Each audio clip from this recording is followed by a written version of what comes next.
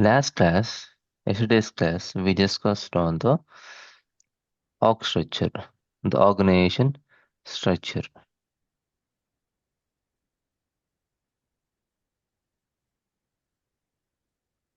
Okay.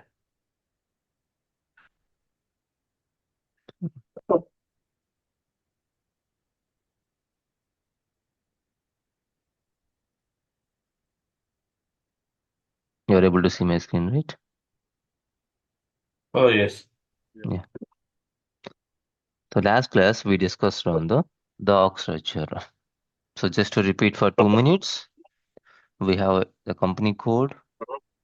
We have a company, but the company and the company code will be taken care by the finance consultant always. Any kind of creations or any kind of modifications, this will be done by the finance consultants. And our roles comes into picture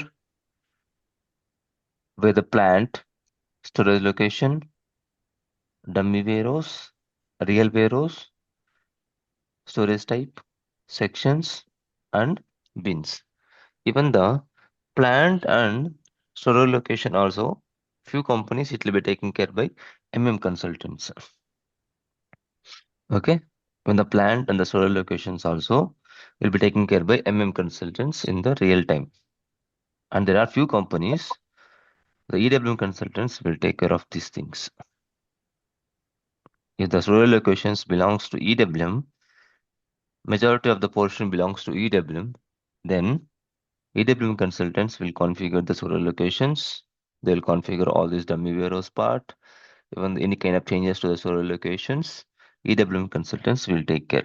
So I request in the practice session also for the while you are practicing, don't touch the company codes part. Okay, don't touch any company code parts. Touch only the plant. Create your own plant. Create your own storage location. Create your own dummy warehouse, real warehouse, storage types, sections, and bins. Except company code, we touch everything normally while you practice. And while practicing also, we have some standard storage types available, like standard plans available, like 1,000. So use always 1,000 plans so that it's easy. Okay, for the assignments and all, it will be easy.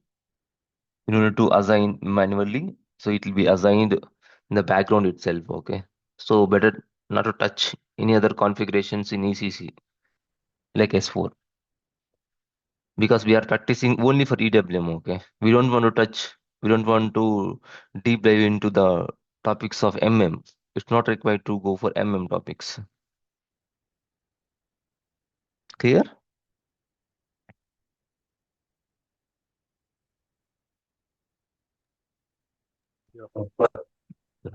Now let's start the configuration. Okay, first we'll create a plant. Later that we'll create a storage locations belongs to EWM. For a plant, let me open the server.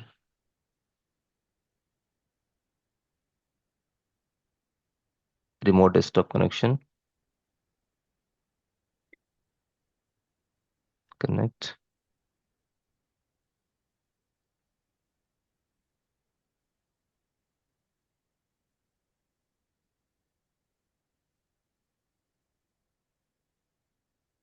Yes, 23 user.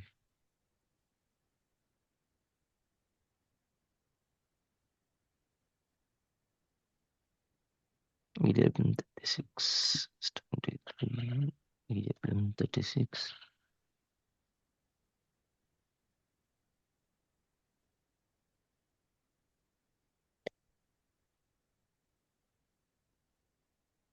So SAP login is already available in the system. Just open the SAP login.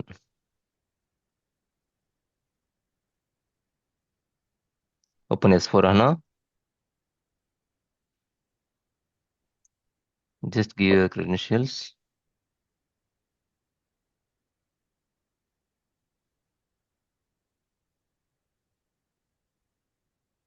License installation. Give me a second.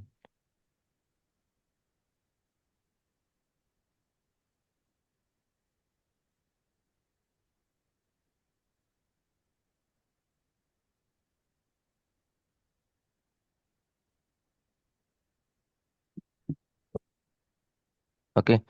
So to configure the plant, okay, as per the org structure, if you want to configure the plant, go to SPRO, where you will do the configurations and all. Go to implementation guide, SAP reference IMG, the implementation guide, and you can see here enterprise structure. You can see here enterprise structure. Enterprise means organization structure, okay. And when you're creating, it will be on definition. When you're creating, when you're trying to create something, it will be on the definition.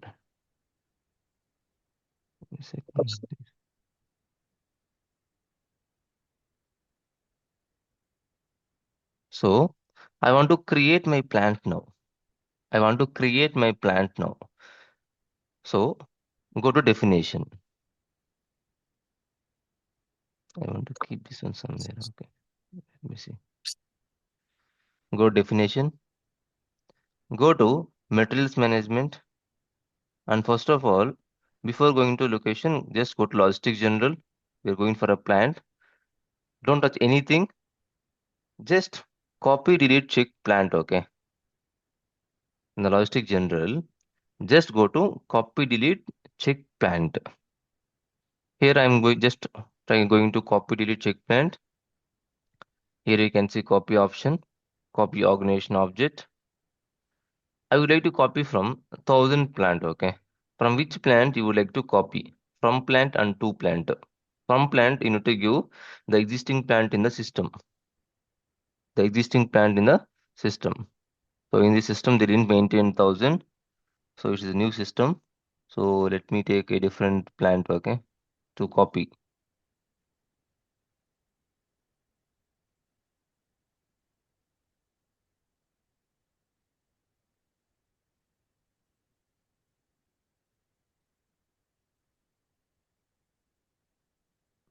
I would like to create my plant, okay.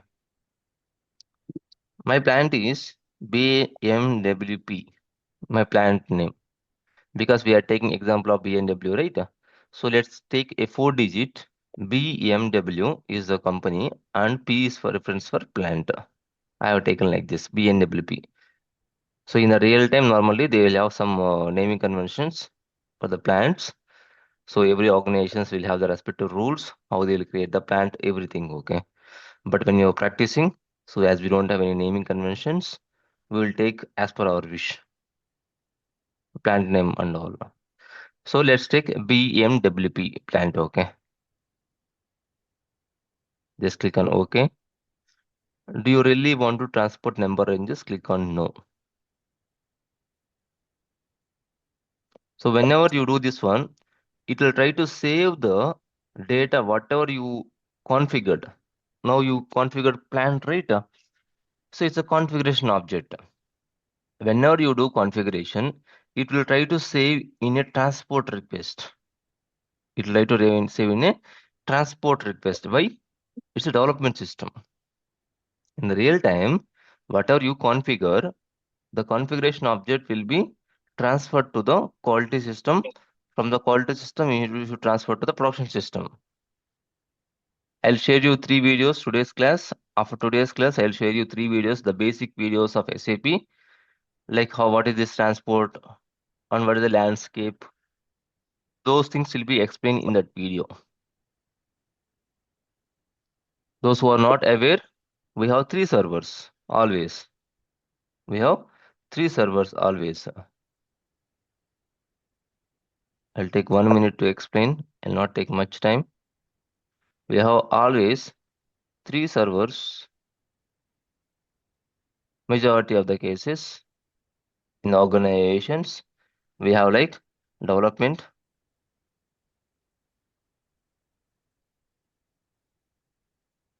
quality, and production.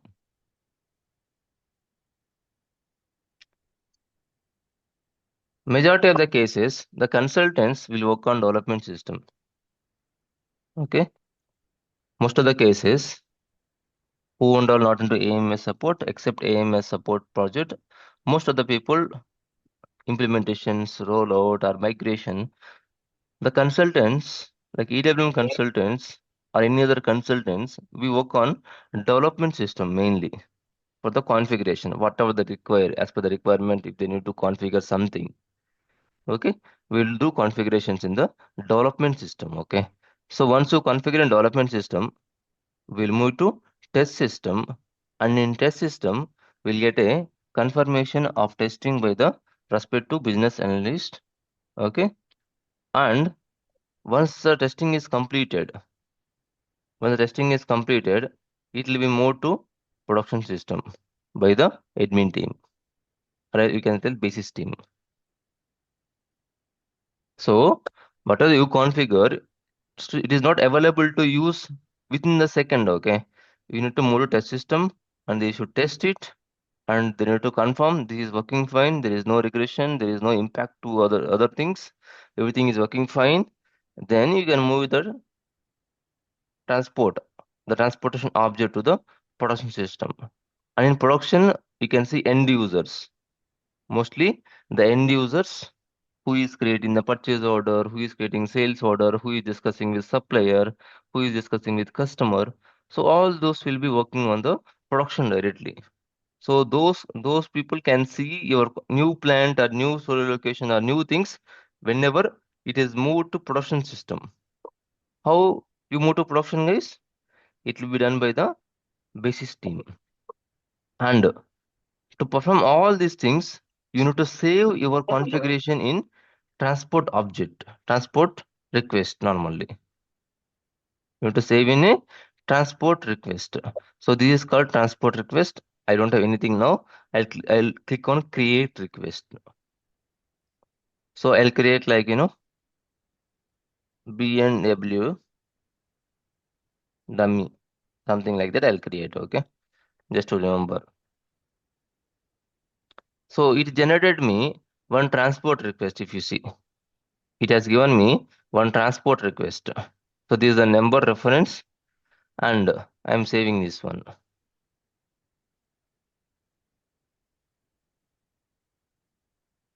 It automatically saves whatever I configure in this transport request. You can see plant 1000 copy to BNWP. Plant 1000 copy to BNWP. Now I have my plant BNWP. I have my plant BMWP plant.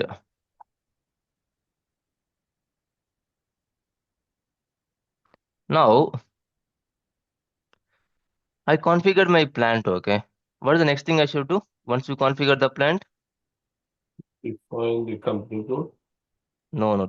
I mentioned not to go for any company code touch. Okay. Now what will Okay. happen here? What will happen here? Go to assignment. Okay. Go to Uh-huh. assignment. You went to definition, right? In the definition in the logistic general, you defined your plant. But as per your configuration C, you define directly your plant. Okay. BNW plant I defined. What I'll do, I'll keep like here BNW plant. Okay. BNWP. My plant number is BMWP. This is the plant. I'll make it as something. BNWP is the plant I defined. I didn't define any company code or company, because if you go and see, let's go to assignment. Okay. In assignment, let's see. Okay. First of all, let's see our plant got assigned to which company code, because you copied, right? You copied it from 1005. You copied your plant from 1005, so that it automatically it will assign normally. What you will do here, go to here, give 1005 plant number, and let's see 1005 plant number got assigned to which. Go to selection by you can see directly here 1005. You can see 1005 plant is having assignment to company code of 0001, guys. Here assignment to 0001. The company code is 0001 here. We don't have 1000. Normally we will have some SAP standard way 1000 we'll have, but here we don't have 1000. Give me a second. Normally nothing is there. So we can use, now go and check your plant. Okay. Your plant is BNWP plant. By contents, go to BMWP plant. Now B&W plant will have one company code. Can you see? Automatically it assigned to 0001. Is it clear, guys, now? No need to create any company code. Just copy from any existing plant. That's it. As you're using this server, you also copy from 1005. Or else you take my plant. You take reference as my plant. Copy from my plant.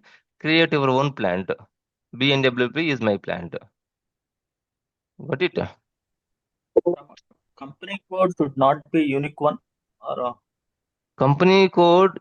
No, under one company code, there can be many plants. As I told you, if you see here, yesterday's class, I told you, right? Under one company code, we have many plants. hmm. Under one company code, we have many plants. If it is unique, how can Okay. you assign? So that mean whatever we are copied, Mm-hmm. so that is already the same company, other plant. Is correct? Yes, you can think like that normally. You can think like that normally because Already there is a Europe plant. region. If you are copying, example, okay, you are creating a new Hmm. plant for Europe region. It is having almost Hmm. similar characters, almost according to other Hmm. plants in Europe. So in this case, what I do normally, I'll copy from a Europe plant. Same thing is for applicable for warehouses also. You can copy from a reference warehouse. In the Europe, there is one warehouse available. You can copy from the warehouse. So it will Hmm. minimize your efforts normally if you do like this and do the modification. Whatever the modification is required, you do the modification. That's it. We always Hmm. prefer to copy. So that Okay. means in Europe location, we have Mm-hmm. a Poland plant. From the Mm-hmm. Plant, We are copied. Example, I'm saying. Is that correct? Mm-hmm. We can think Yes, like that. yes, yes, yes. You can take it like that. It's part of Europe, and you can copy from one of the plant. Yes. Okay. Okay. Hmm.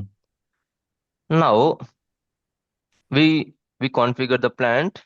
The plant is already assigned to the respective company code. Now after plant, what do we need to configure? After Storage. plant, we need to configure storage location. For that, again you need to go to definition. In definition, you need to go to materials management. In definition, you need to go to the materials management. In materials management, you can see maintain storage location. Maintain storage location. Here, you need to give the plant. Under which plant you would like to define your storage location? Under which plant you would like to create your storage location? My plant is BNWP plant, okay? If I go here, if I go inside of BNWP, I already have some kind of storage locations. Can you see? I No. already We have some storage locations available. How? How it is available? Because of copying. Because of copy. copy. Because of you copied from 1005. So system has copied all the storage locations belongs to 1005 to BNWP. Now, as per our requirement, what we need, guys? As per our requirement, what we need? We need R1, R2, R3, R4. This is the example I told you. This is the example I told you. R1, R2, R3, R4. I can change it as per real time now. So this just I told you to show you to understand the requirement. Now I can change this requirement. I'll keep like this one as ROD by R1. R1 I am modifying to okay ROD by AFS. I am modifying like this ROD by AFS. Now this ROD by AFS, ROD means received on dock, AFS means available for sale. ROD means received on dock, AFS means available for sale. Now other storage locations also we have R2, R3, R4 means 0001, 000088, 0100, 0 to 00. Other storage locations also available, which is managed by ECC or S4 system. And these two are managed by EWM normally. These two are managed by EWM. So why I keep it as, you can ask me, why I keep it as ROD by AFS? Why can't I use R1? Why can't I use R1? I can say you can use R1 also. There is no problem. Just to explain the real time, I modified to ROD by AFS. There is no change in logic at all. There is no change in logic at all. As per our EWM requirement, we will keep ROD by AFS normally. Received on dock and available for sale. Why we need to have two storage locations we need to create for replacing one storage location? Why I replaced R1 by ROD by AFS? Two storage locations in this case. Why? There's requirement for this one. I'll tell you. Go to your warehouse.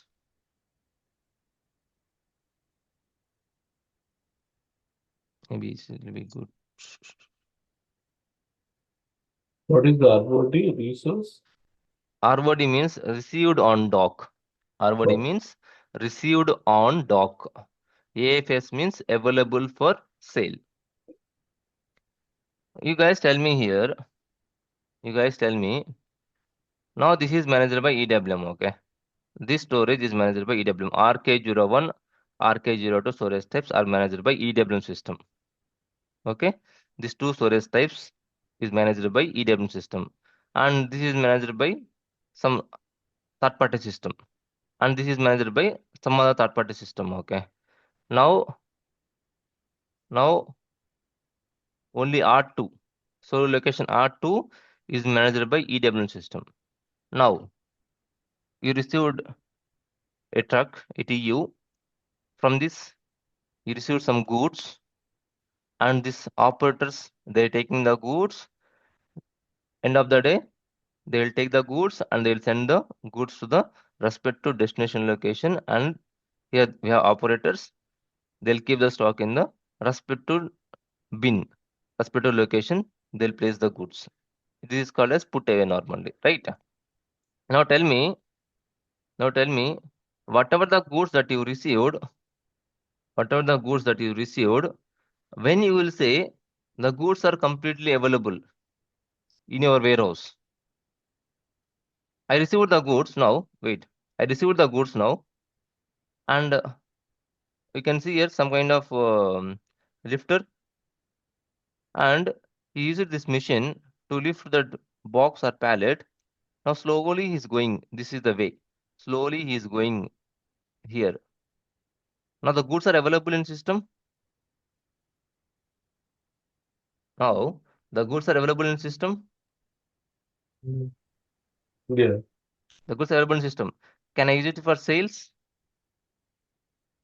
Can I use it for production? Can I use it for sales? No. No. Just I received means what this guy is doing. This guy is not lifting only one box. He is keeping some 5 boxes here. In this small forklift machine, he is keeping 5 boxes here. He unloaded 5 boxes. He kept 5 boxes and he is going. And he will go up to here, and one by one, box by box, he will do put away. Now, when you will say this stock is available in system, you receive the stock. But when you say the stock can be used, Once the put away entry has been done in the system. once the put away is completed, means through inbound you receive, right? With respect to PO, purchase order, you have inbound delivery. With respect to inbound delivery, you receive the goods. The operator is doing put away. So once after doing put away, then you can use it, right? Goods. For now, this is the logic. You can tell that, After put away only you can use it, right? Normally. Before put away, no one should use the goods to ship the goods, or else use it for production. In the real time, yes, we can use it, but at least now in the basic classes, think like normal example.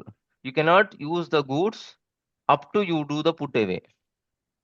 You cannot use the goods up to you do the put away, because inbound delivery, right? Inbound delivery will track everything. What you have done with respect to inbound delivery? You unloaded the goods. Okay, you done the put away. Inbound delivery will track everything. Now the operator will take the boxes and you need to go to the put away area, means RK01 or RK02, and you need to do the put away. And after once he do the put away, then they can use the stock to either they can use it for send the goods to customer, or else they can send the goods to the production area where the production is happening. Example.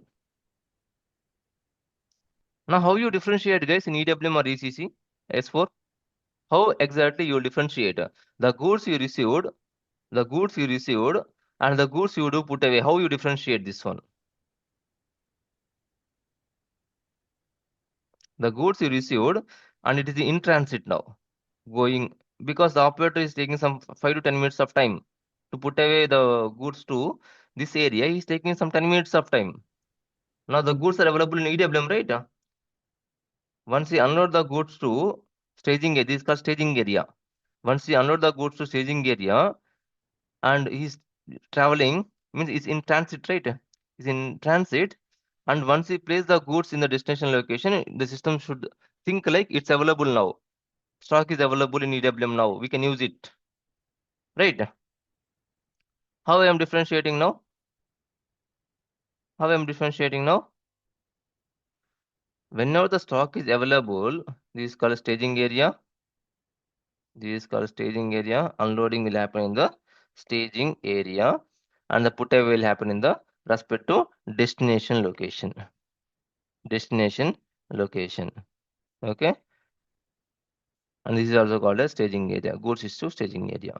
Now you received the goods. Once you received the goods to staging area, how to system should think what now here? Once you receive the goods to staging area, system need to think what now? Goods are completely available, or else goods are still not completely available.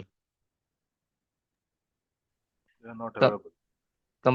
completely available means I can say like completely available for usage in this case. Use it for ship the goods to customer like that. Okay. So now once you unload the goods, maybe this picture I can go so that it's easy for you. Once you unload the goods, it's I can say like it's ROD. It's ROD, received on dock. Once you unload the goods, stock is in received. Received on dock. Unload the goods. Give me a second. I'll charge.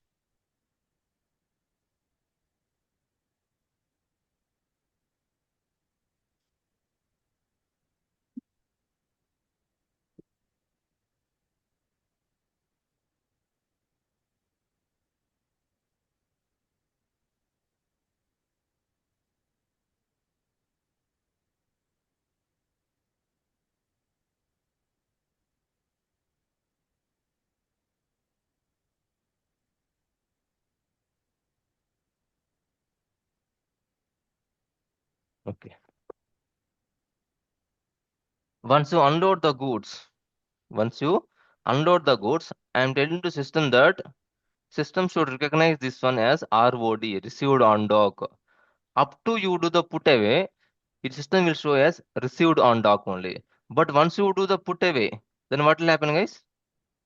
Stock will be changed to what? Status of what? Status of stock should be what? AFS. AFS, Yeah. available for sale. AFS, available for sale. Yeah. Means only for destination locations. Here, whatever the locations you see, I can say all these are intermediate locations, like staging area, moving from staging area to the this entry zone. Can you see entry zone? So the operator will take a forklift with all the parts that we received in truck, and he will just move on through all these intermediate areas, and he'll go to destination location. He'll go to destination locations. I'll tell to I will explain you how to identify the destination locations. This is full part of configurations and all. Okay, day by day classes we will understand all these things. Okay. Now for now you need to think like ROD means received on dock. AFS means available for sale. All kind of intermediate documents, all kind of intermediate storage types, all kind of in warehouse, all intermediate storage types, intermediate storages will have ROD. And all final destination locations, where exactly you'll keep the stock with respect to that material, where you'll keep the stock. Suppose you'll go to Metro Wholesale, or previous example, you received some meat items. You received some meat items. You received to the entry point of the Metro Wholesale. From there, they need to go to lot of sections, right? The operator need to go to lot of sections here. You need to go to electronic section. From electronic sections, you need to go to some clothing, okay? And from clothing, you need to go to some groceries. And after groceries, you will see this freezer normally, right? After groceries, you will see this freezer. Means operator need to travel through all these storage types, and you need to go to the final destination locations called freezer point. And in the freezer, he will save the, he will do the put away. The meat, whatever he bought, he will put away in the respective freezer. Means for the meat, there is the destination locations. Whenever it to go to destination location, it is AFS, available for sale. Got the point now? Because if the operator is bringing meat, if you're some buyer, means if you're some customer, you cannot go and directly take from him, right? Once you keep the stock in the freezer, then only you can take it, right? As per your requirement. How much ever you want, you can take it. Once you keep in freezer. Say that is a differentiation. Like tracking purpose, okay, the goods we received, the goods available in the destination location, to differentiate that one, we maintain respect to storage location for R2. Whatever I told in the previous classes, I am replacing with respect to ROD by AFS. ROD by AFS. So Now that's only one tomorrow. storage location from Sorry, repeat again. ROD by AFS you mentioned, right? It's a one storage location, huh? No. These two are two storage locations, because we are differentiating, right? The goods are received, but goods are not available in the destination location. To differentiate that, we need to have two storage locations. Okay. Okay. Now I am asking you one question. Okay. Now I am discussing about only R2. I'm discussing about only R2. Storage location R2. Example, as for the last class, I'm telling you R2. I'm removing R2 now. I'm keeping like ROD by AFS. I'm replacing, okay? Now tell me, tomorrow, after 6 months, the client or the company told me you that I want to manage R1 also in, I want to manage R1. R1 also in EWM. They want to manage R1 also in EWM. Now, how do you manage R1 in EWM, guys?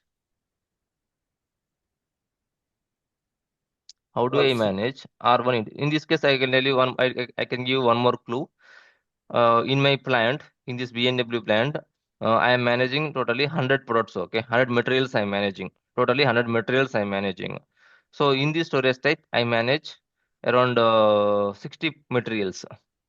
In this storage, RK01, RK02, I manage 60 materials. In you can see here RK04 and RK03. I have this two storage types.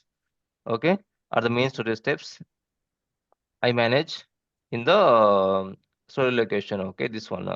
In the here I manage around 20 materials I manage here. 20 materials I manage here, and there is one more storage location called R3. Here I manage 20 more materials. Totally 100 materials, right? Now 60, 20, and 20. I manage totally 100 materials in my warehouse. 60 already managing in the EWM. Now, they would like to manage this also in the EWM system. Now, what I should do, guys, normally, if they want to manage this one also in the EWM system, Maintain the storage. maintain the storage location, this as per the last class. But now you should be aware something. New solution you should be knowing now. Expand the storage. Expand the store. I didn't get you. What do you mean expand the storage? Because already 100 materials are occupied, Mm-hmm. right? Yes. We want, if you want to add it to R1, we need No, I more. don't want to add it to R1. I want to manage this one also in the EWM normally. I want to manage this one also in the EWM. That's it. For now, I'm managing in the EWM only this storage type and only this space I'm managing in EWM. Okay, this space I'm not managing in EWM. Now, the client requested me that this space also they would like to manage in EWM. This space also they would like to manage in EWM. Now, what I will do if they want to You want to manage an connect EWM system? dummy warehouse, you'll connect this one. No need of connection. There's dummy warehouse. Okay, I mean this is one more solution. I can say good. I can say good. This is solution only. I can extend this storage location to my dummy warehouse, and instead of that, I can do one more thing in this case. What I can do? So if you're extending the Storage storage type. wait. Let me ask you one more question. I didn't complete it. If you're extending the storage locations to dummy warehouse, what is the storage location? R1 only, or else you use ROD by AFS? How you differentiate the goods you received and the goods you do to put away? How you differentiate in this case? Are you getting my question? Yeah. How exactly you will differentiate now? The goods you received that you do put away in the RK04 storage location. So This is ROD by RK04. FS is a storage location, Ram. Like what is it you're saying? Yes. It's Yes. it's an It's a storage R1. Is a location. storage location is R1 we mentioned, right? So ROD by FS is like it's one storage location, right? No. ROD is one storage location. AFS is a FS is different one location. Okay. Totally, there are two storage locations belongs to EWM now. Okay. Okay. But this both belongs to only one space, replacing R1. Now, sorry, replacing R2. Now R1 also they would like to manage an EWM. Now how we can do? Solution you need to tell them how they can extend this to EWM location. So you mean to say R1 is not there or it's there? Because we have replaced R1 with ROD, right? No, we replaced R2 with ROD by AFS. R2 we replaced. Okay, we have still Uh, R1. R1 still we have.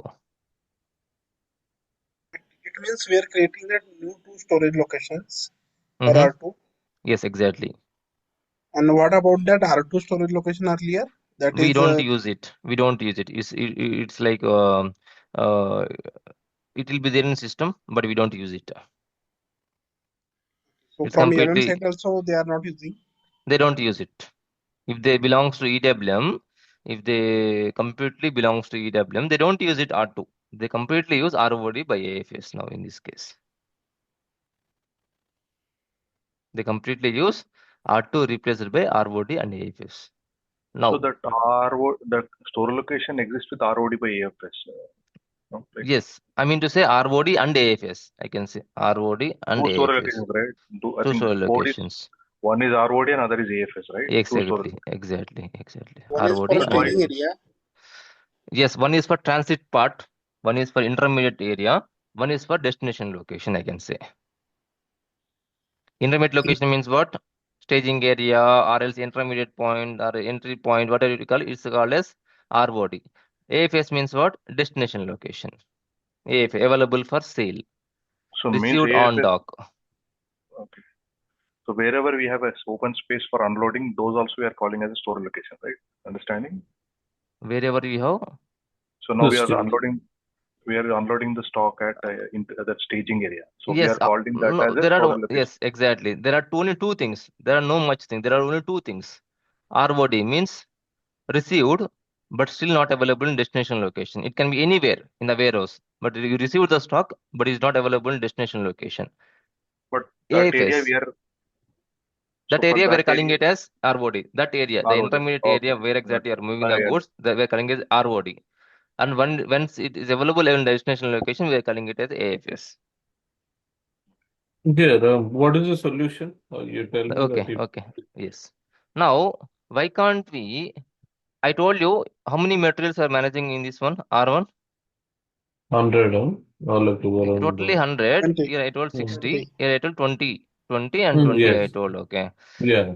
So if you are managing 20 materials in this storage location of R1, why can't you extend this materials, 20 materials to my storage location ROD and AFS? Why can't you extend these materials? What all materials that you are managing in this location? Why can't you extend that materials to ROD and AFS? Means why can't you manage in the same storage location? by replacing R1 into ROD by AFS. So Is it no possible? more R1, R2, right? No more R1. It's available in the ECC, but no one will use it now. After some point, it will be archived. It will be deleted in system. R1, R2. We use ROD and AFS. We use ROD. This space and this space, now we are calling it as ROD and AFS. And after 1 year, the both are working very well. Okay, the optimization and the efficiency is very good by using EWM on these both locations. They think like they would like to manage this storage also in the EWM only. The small storage, they're managing 20 parts here. They would like to manage in EWM now. How it's possible now again?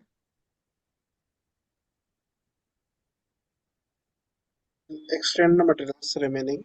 Okay, what are the materials that you manage here? Extend that materials to ROD and AFS. This storage location. What exactly you do in the EWM? You just create a new storage type. A new storage type, section and bins, that's it. Got it? Right. Basically, we are bringing everything under one store location, right? Yes, basically the EWM relevant storage location will not be many normally. The EWM relevant storage location will be ROD and AFS normally, even in the real time also.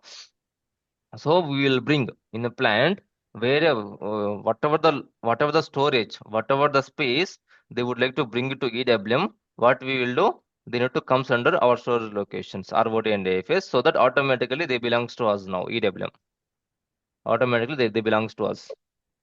Got the point? Clear?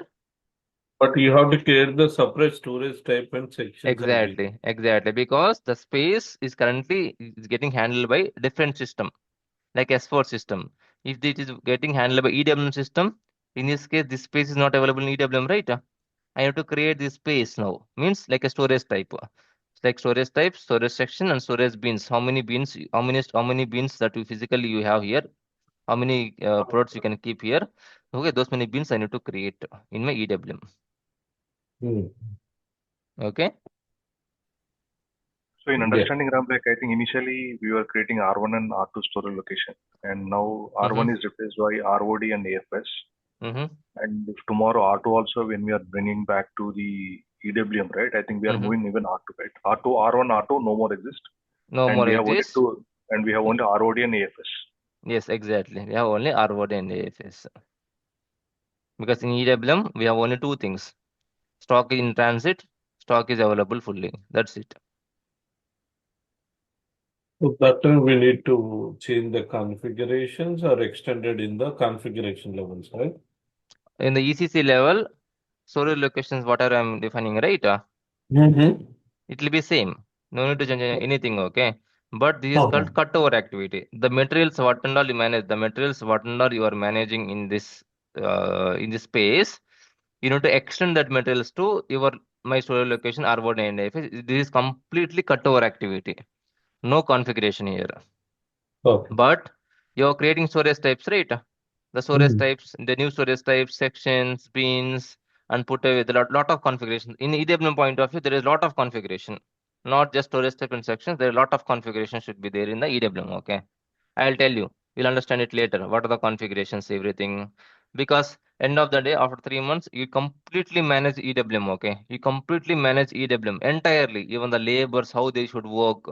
Okay, we know we don't give much time to anyone. Okay, system always will assign work to them, and system will track everything that is available here, everything, and every moment is getting captured by EWM. Every moment, not even single moment is out of EWM. Every moment is getting captured by EWM here. Okay, totally it's totally the warehouse is under control of EWM actually. If the space is under EWM, it's totally controlled by EWM. Totally controlled by EWM. The space is not under EWM. We don't touch at all. We don't touch at all the space. The space is controlled by EWM. It's totally under EWM. Okay, in this case, that you'll understand after 3 months how to manage this warehouse with system. That's the reason, right? Companies they would like to go for EWM. They would like to implement EWM. Why? EWM will decide what to do. EWM will tell operators what to do, how much stock available. Okay, all these things EWM will take care. Okay, sole responsibility. Okay, it will take. It's like a standalone tool or as a module which handles almost like entire things. Okay, once you receive the stock, it'll take entire responsibility of the stock. EWM. After it go to production, after it go to customer, it'll take the entire responsibility, the EWM part. And it's very good. Okay, nowadays companies are implementing EWM, basing the efficiency of the tool. Okay, now let's go to the topic part. But Now, but sorry. still, most of the manufacturing companies still not using EWM. See, still I'm working with the Eaton, America, but No, no, still, Eton like is having SAP. Okay, Eton is having SAP. It's just only one thing is like they need to come to EWM. That's it. And yeah, EWM is yeah, a yeah. capacity. Because yeah, I'm EWM working is, with the S4 side only, yes. but we don't use the EWM module Mm, because we will mm, use the all the PP and SDM and yes. everything. But still, why Mm-hmm. why all the companies is not using extended warehouse No, no, management? no. If you see here, if you see in Mm-hmm. USA and all the European countries, the jobs are Mm-hmm. getting huge for EWM, right? The market is Yes. getting boomed. Why the Yeah. market is getting boomed? Because the companies are moving to EWM, and the companies are who under they're in WM system, they are also not immediately but slowly they are trying to move to EWM or stockroom management. They are choosing either to go to stockroom management or else to go to EWM. If it is very small warehouse, I don't know what the Eton warehouse, small or big. If it is very small warehouse, if the capacity is very small, they'll go to stockroom management. They'll not come to EWM. And if it's a Okay. very big warehouse and they would like to manage this efficiency of the warehouse and also they would like to see all these things, they'll go for EWM now normally. It totally depends on the capacity of the warehouse, okay, how they would manage normally. So they will decide normally, do we really have a scope to implement EWM or else just simply we would like to use EWM, because EWM is not so less cost, right? It's very much too high cost, right? EWM is like if it really is required, then only they'll go for implementing EWM. Simply they'll not go for EWM implementation. Really if required or not, they will see. SAP anyone can use. So Eton, they are using SAP because they have requirement of SAP. Now they took the license for SAP and they're using. But if they want to use for EWM, they should take a separate license for EWM now. So it's really required to take a separate license. Whatever the stock they're managing, it's up to them now. Okay. It Okay. depends on them. Okay. So one I more question define to my, ask. yes. One last question. Like, see now we have AFS and RO right in our example. Mm-hmm. So in AF, so whatever the stock that we are tracking, right, that is Mm-hmm. only AFS only, right? ROD we will not consider, right? I cannot answer this question now because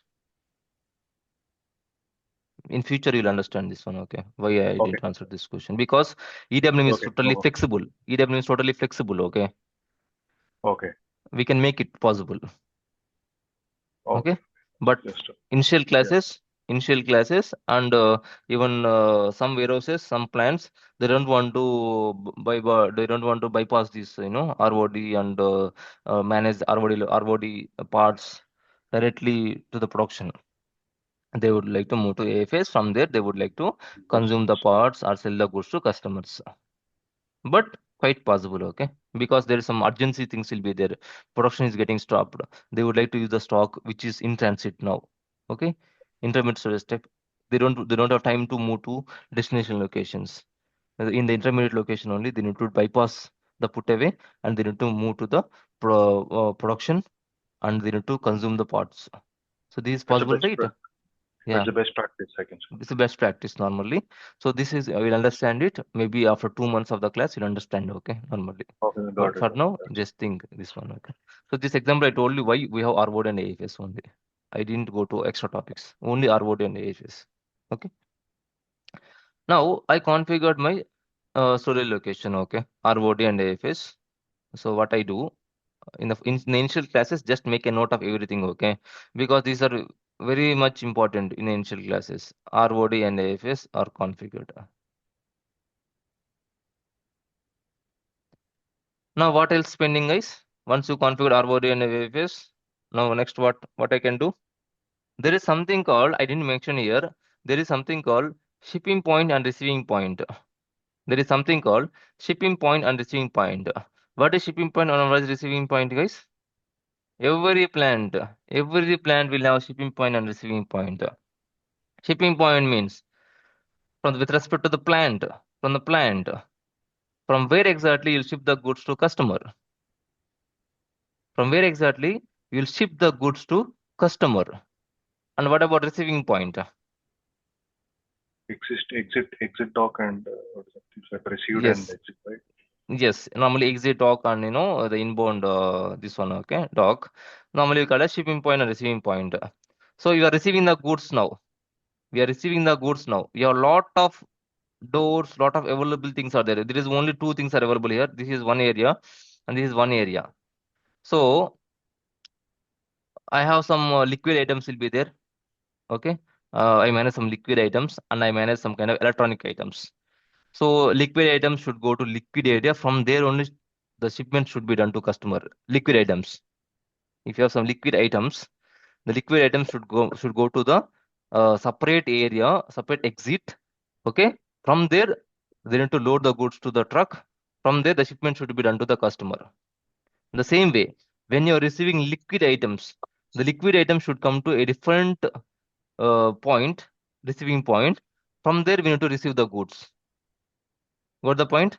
Normally, we follow only one shipping point and one receiving point to the plant at the warehouse. One shipping point and this shipping point and receiving point is at the plant level. Okay, the shipping point and receiving point is at the plant level. Now you see warehouse, guys. Now can you call this as plant also? I'm asking you some basic question. Can I call this one as a plant also? I'm calling this as warehouse, warehouse, warehouse. Can I call this one as a plant?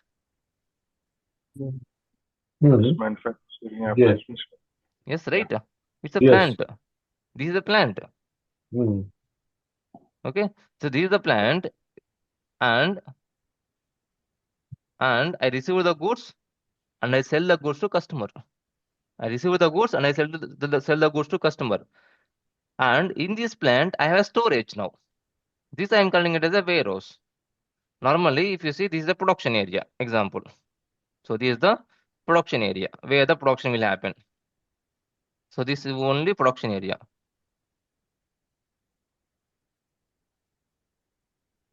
This is the only production area where the production happens. And remaining all area is like storing the goods. Okay, storing some goods here, storing some goods here, here. Suppose goods are damaged. Suppose some goods are damaged. What you are doing? You are keeping it in a scrap area to scrap the goods. You are keeping in a scrap area to scrap the goods. Scrap, SCRP. Can you see scrap? Okay. Now, shipping point and receiving point. When I'm creating a shipping point and receiving point, I need to create a plant level now. Normally, SAP has given the requirement because we don't need shipping point and receiving point in the EWM. We want the shipping points and receiving points at the plant level. So what I do here, go to SAP, go to definition, go to definition. In definition, go to logistic execution. Go to logistic execution here. Here you can see copy, delete, check shipping point. Copy, delete, check shipping point. So before that, I would like to see. So you need to aware something here because there are a lot of shipping points and receiving point in the system. It will take a lot of time to load, lot of time to assign. So it will take a lot of time normally. So basically, what I do normally here, you can see here assign shipping point to plant. Okay, if it's opening, that's fine. You can check and you can copy from the existing shipping point. If it is not opening, okay, it's opening. Okay, so I'll take my plant. Okay, so from where I should copy, I'll take 1005 where I copied. So for 1005, we have shipping point as 1005 only. Okay, shipping point 1005. What I do here for my warehouse, for my plant, sorry, for my plant, define shipping point. Okay, in the definition, go to logistic execution, define shipping point. I am creating my shipping point. Okay, Instead of right clicking, I will copy. Okay, better I'll go for copy. Copy, delete, check shipping point. Same thing like a plant, guys. I'll copy from 1005 shipping point. I'll create like BMSP. Okay, BMSP. SP represents for shipping point. BM represents for or my plant, BNW plant, right? So I'm the naming convention I choose it as BMSP.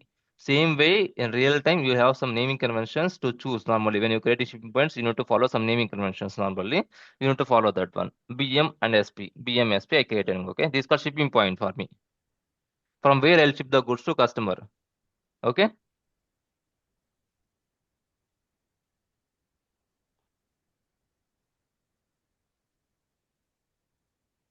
So this is completed.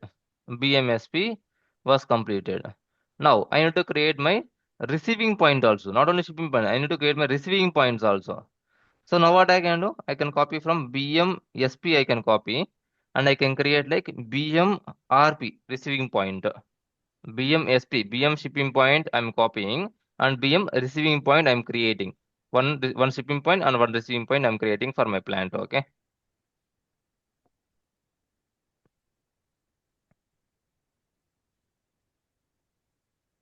Okay.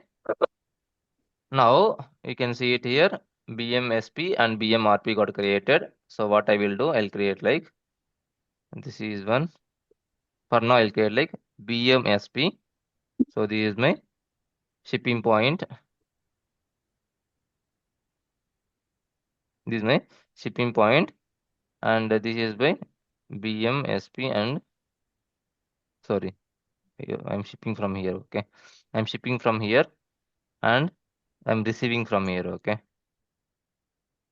BMRP receiving point. What I do, I'll keep it like a green. Okay, BMSP and BMRP. Clear, guys? Shipping point and receiving point. Now both should be assigned to your plant. Now both are assigned to your plant or not?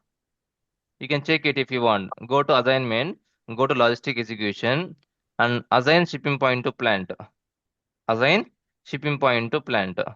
And here, Control F, give your plant number. BMWP is your plant number. In your plant, just check. In BMWP, you can see here.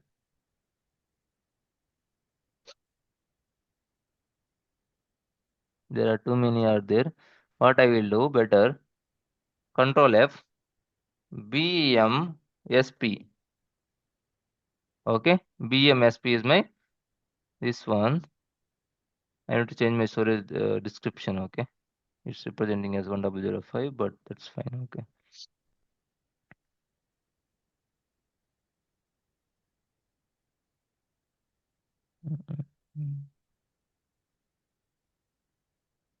I'll tell you one more way also. This is something crazy, but okay.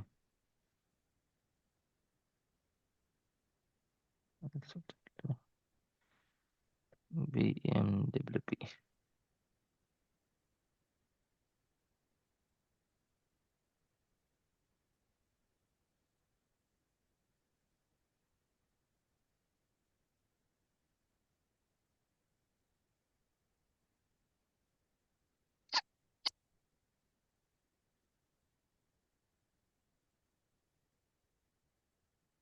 Can you see? BMRP and BMSP. BMRP and BMSP. You can change the description if you want. Okay. Let me change the description if you want.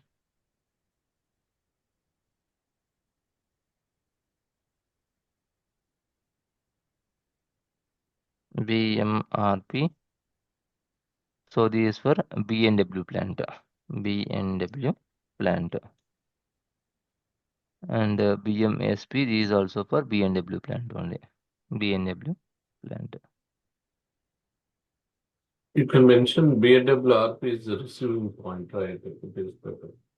Normally that's fine. Okay, no problem. That also we can do.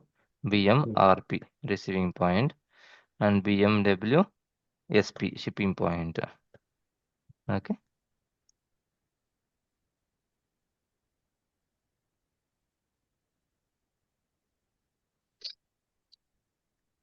Now assignment also completed. Okay. We have like shipping points and receiving points and assigned to the respective plant. So shipping point and receiving point also completed. Now everything is good, guys. And make a note of whatever you don't have it here. Okay. You have plant here, you have storage locations, but you don't have shipping point and receiving point. Okay. Shipping point receiving point what here? BM BMSP is our shipping point and BMRP is our receiving Receiving. point. Okay, just make a note because while practicing, you don't need to go to configuration again. Initially, you'll forget. Okay, BMSP and BMRP. And what is the company code, guys? We are using for the plant. 1005. That's the plant. No. Wait. 0001. Yes, good. 3001 is the company code. Okay. Now I want to see the purchase organization also. Okay. The responsible purchase organization for my plant because just I need this basic information to create a purchase order. Initially, to create a purchase order, I need this basic information. So go to assignment here. In assignment, go to logistic general and you can see company code. We already know this one. The company code is 0001 company code. Now go to materials management, assign purchase organization to company code.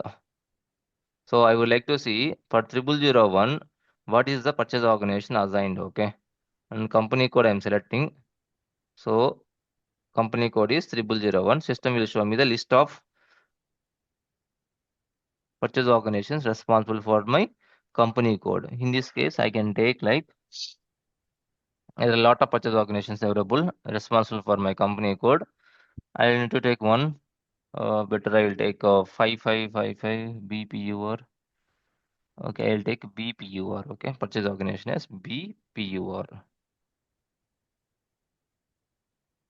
Purchase organization.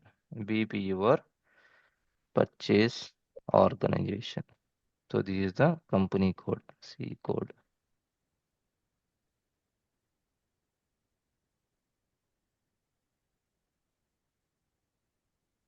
Okay, clear. Now we have everything. Okay. Now we have the basic things. We have it. Another purchase organization to plant also we can check it.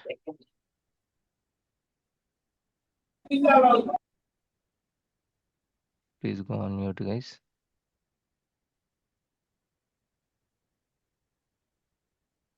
My plant BMWP select. So for my plant, it's already assigned. Only 0001 and 0002 got assigned to my plant. What I will do, not to face some issues, I will assign my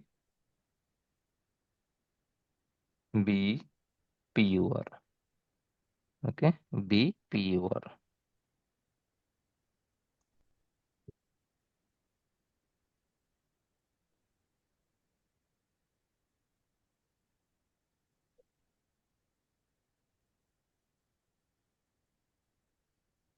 Okay, what you do normally when you copy from my plant. Okay, copy from BNWP. So all these things not required to assign. Okay, you can check it if you want when you are configuring, but don't focus much on this configuration. This is just required to create and test our scenarios in the EWM system. Okay, now we have the basic things. Okay, now what is the next step, guys?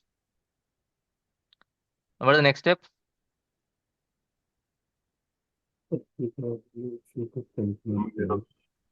We need to create one dummy warehouse. We need to create now.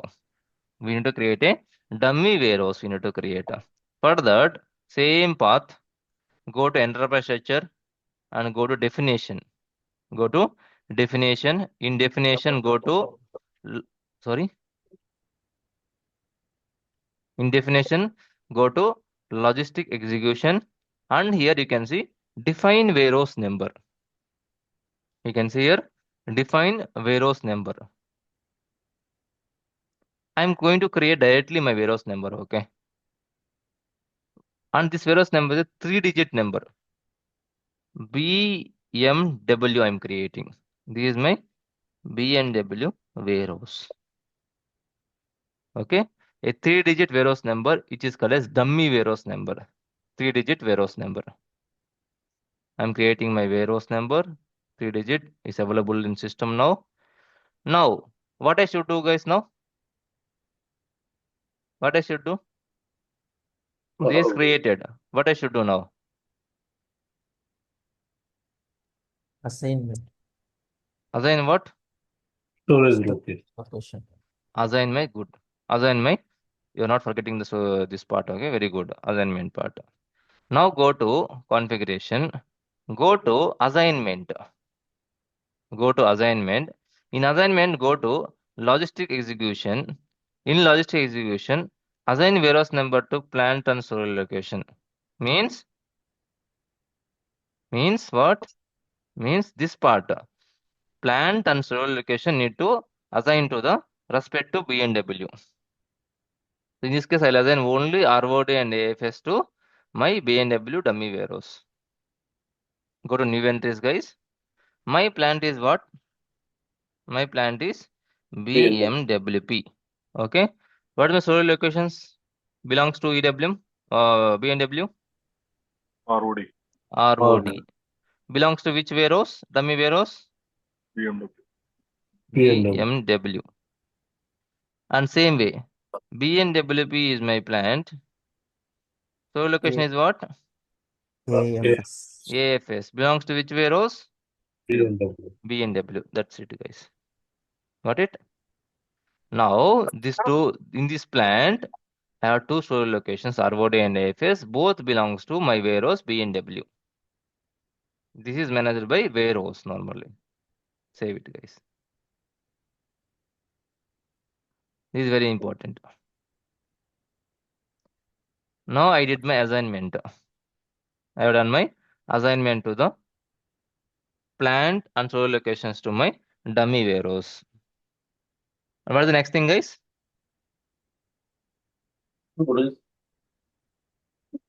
Time. Sorry, your voice is a bit breaking. Okay, I can't hear you. Virtual, we have to get virtual warehouse. One warehouse. Dummy Whereas- warehouse to our actual warehouse. Yes, Actual warehouse. that is there. Dummy warehouse assigned to, but first you need to create your real warehouse, right? Correct. Okay.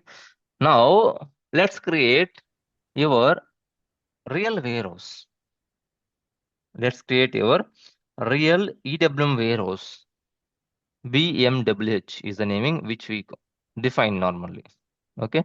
Now up to here we are going to the ECC path. These are all ECC path. Okay, the configuration nodes. Now if you want to configure EWM, I need to go to down. Can you see here? I need to see here SCM extended warehouse management. I need to go here. I need to go to SCM, supply chain management, extended warehouse management. Go to this node, guys. Go to extended warehouse management. Extended warehouse management. Now, the main thing you should do is in the real time also, we'll copy from another existing warehouse normally. We'll copy from another existing warehouse. Now, B&W warehouse, you are creating for Europe normally. Now, let's take any warehouse available in the Europe normally. If it is only first warehouse, then you need to start from initially. Even if you're creating first warehouse in the EWM system also, no need to create from scratch. You have SAP standard, some warehouses available, okay? You can copy from those warehouses normally. No need to copy from scratch. Can you see? Source warehouse number. Sorry, I forgot to tell you the path. Give me a second. Go back. Go to SCM extended warehouse management. Go to cross process settings. Go to cross process settings and you can see here copy warehouse number customizing. Means I am trying to copy the warehouse number. Instead of creating one from scratch, but my warehouse, I am just doing a copy and I can do modifications later. Copy warehouse number customizing. So it is asking me some source, where exactly you want to copy. If there is some source available, means in that region, in the Europe region or else Asia region, if you say if the new warehouse is belongs to Asia, then you copy from another Asia region warehouse, okay. If the warehouse belongs to Europe, copy from the existing Europe warehouse. And if there is no warehouse available in system, then copy from SAP standard warehouse. Okay, SAP standard warehouse here. You can copy from the 0001. You can copy 0001 is standard one. Okay, 0001 is the standard warehouse. You can copy here. And I'm copying my new warehouse. This warehouse is a 4-digit number, guys. The real warehouse, whatever we are speaking, it's a 4-digit warehouse number. It's called as BMWH. BMWH. I'm creating my warehouse BMWH copy from 0001. You can see use this one, guys. Copy warehouse number. You can use it. And it is asking me transport. I can save in same transport now. Click on OK, guys. System will try to copy entire customizing, entire configuration of 0001 to my warehouse BMWH. Customizing successfully copied from warehouse number 0001 to BMWH. So my warehouse got created now. But you should do one more thing, guys. Once you copy this one, you need to go to SCM external warehouse management. Here you can need to go to master data, guys. You need to go to master data. And first thing you should do is define warehouse numbers. I should define my warehouse number here. Okay. Define warehouse number. My warehouse number is BMWH. Okay. Someone already created this warehouse. Seriously. Give me a second. My warehouse is what? BMWH. Okay. I'll create but I already configured. I think since we did that, Normally it will not copy. Okay. Well, if I do a copy of that, it should not copy normally. But in the S4 maybe they added this functionality. But let me use this one. Okay, no problem. BNWH. I can say like BNW warehouse. BNW warehouse. In ECC up to decentralized system, we don't have this option. Okay. It will not create. Even though when you copy, it will not create this one. Okay. BNW warehouse. That's fine, no problem. BNWH was created by copying from the 0001. So what I did, I just modified my description. That's it. Description of the warehouse I modified. Clear?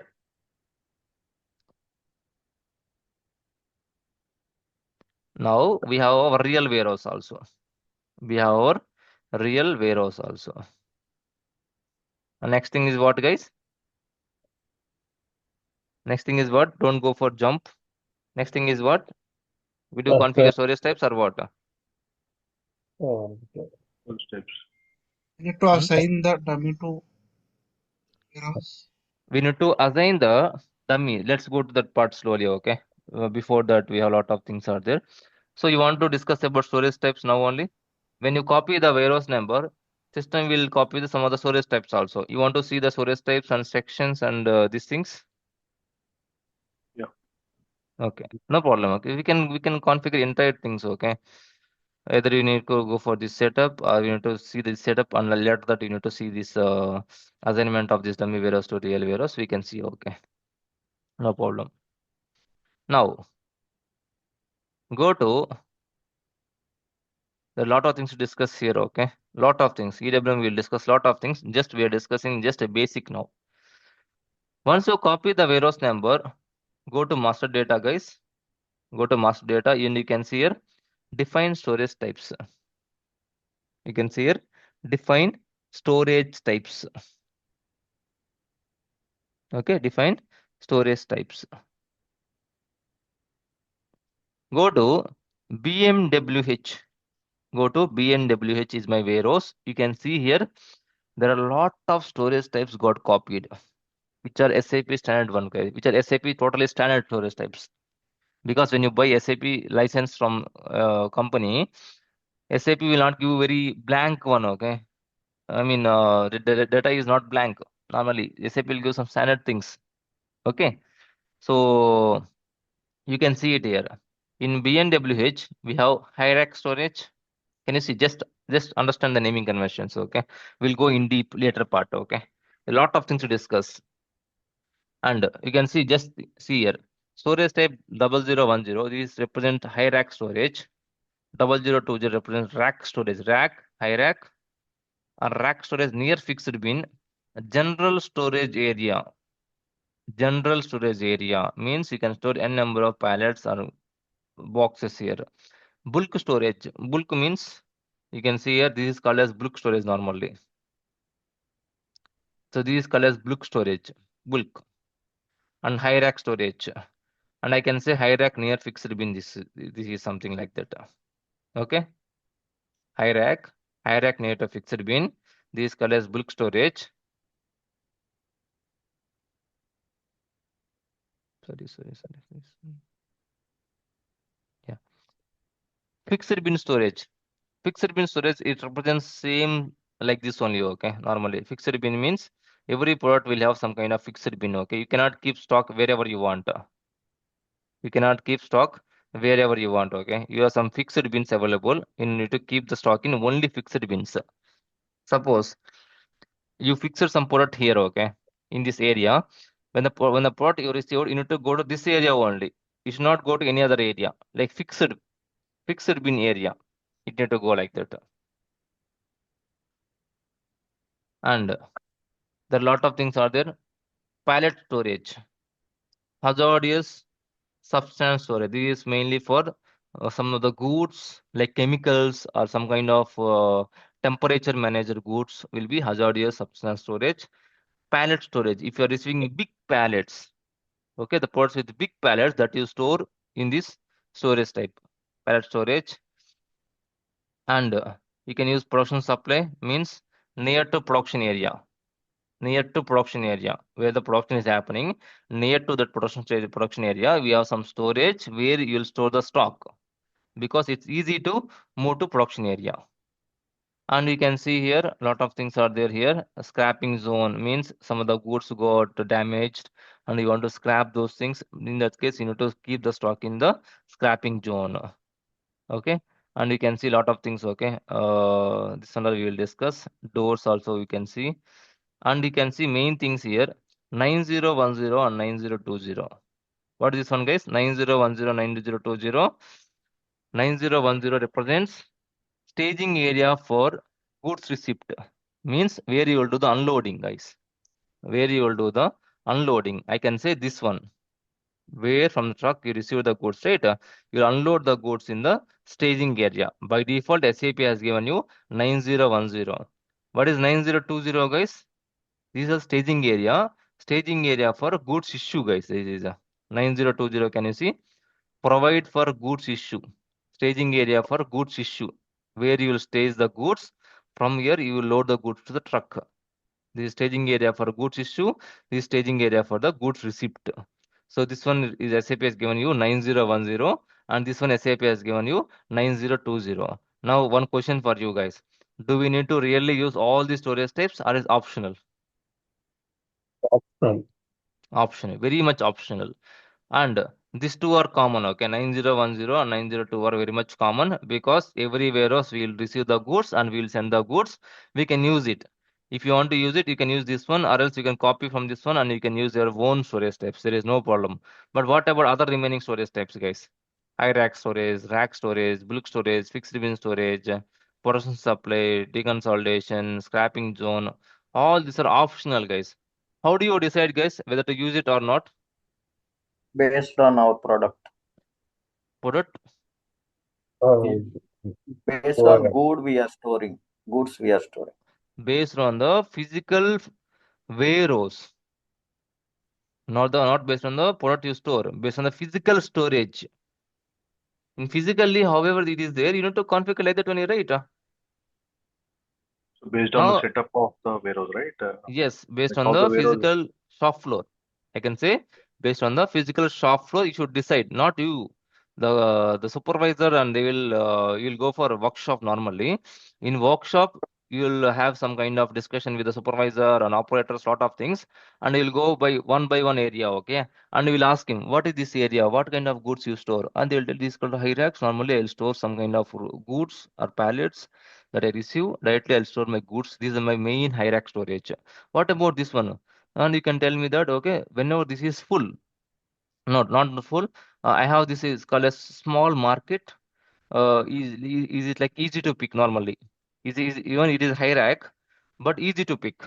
First, I'll store the goods here. When this storage type is full, then system need to allocate the stock in the storage type. So I'm they're explaining to me, okay, what kind of storage this is, what kind of storage this is, and what kind of storage this is. And this is called scrapping area. Scrapping area means they will tell you, okay, we have scrapping area. Whenever the goods got damaged, we'll move to scrap area. From there, we'll scrap it, because as per the violation, as per the rules, we're not supposed to use the expired goods or damaged goods. So whenever the goods we see damaged products are there, we'll move to scrap area, and from scrap area we'll scrap it. Same like these things, we have like a production. Let's think this is the production area. Okay, for suppose this is production area, or production staging area, I can say. Means I'll maintain some goods which is required for production staging area here. Means I don't want to move always stock from here to production, okay? Because it will take some time. 10 minutes of time is getting wasted. I don't want to move always goods from here to here whenever the production is required. They are managing what? They're managing like they move the parts from here to here always. If the requirement is there or not, doesn't matter. They always move the some part of safety stock, they'll move to the production staging area. And whenever the production requires stock, they'll move the stock from this production staging area to the production area. That's it. From here to here and here to here. So now in this case, I have this storage, okay, and I have this storage type and this storage type, and I have scrap storage type. I have only 4 now, and they can tell you, okay, this RK04. Normally, when I receive only pallets in this case, here I receive only boxes. If I receive some pallets from the vendor, I'll store it in the RK04. I'll store it in RK04. I'll remove RK03, RK0. I'll keep like RK03. This is okay. RK03. Now I have RK01, RK02, RK03, and I have like a 9020. This is called as 9020, guys. And this is GR01. This is called as 9010. Okay, and this is called scrapping area. Okay. Now, can you tell me how many storage types are required for me now, as per my requirement in my shop floor?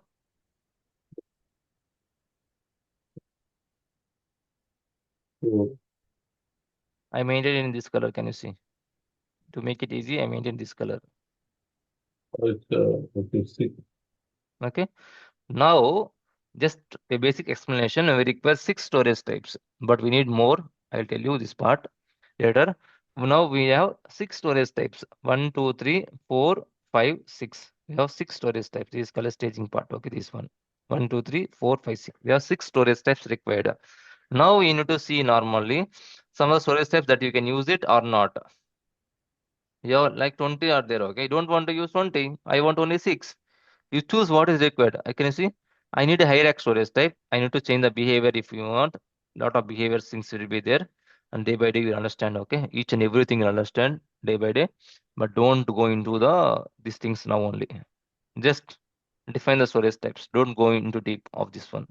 I need high rack storage type. I need rack storage type, and I need a bulk storage type, and I need a pallet storage type, and I need 9010 and 9020, and I need a scrap area, scrapping zone. Okay, I don't need this also. One rack is fine. Okay, 1, 2, 3, 4, 5, 6. Can you see? I have my 6 storage types are there now. As per shop floor, I have my 6 storage types are not now. Yeah. Clear? So as per the requirement, just use storage type. That's it. You don't need to delete anything. Okay, you don't need to delete anything. Just use as required. That's it.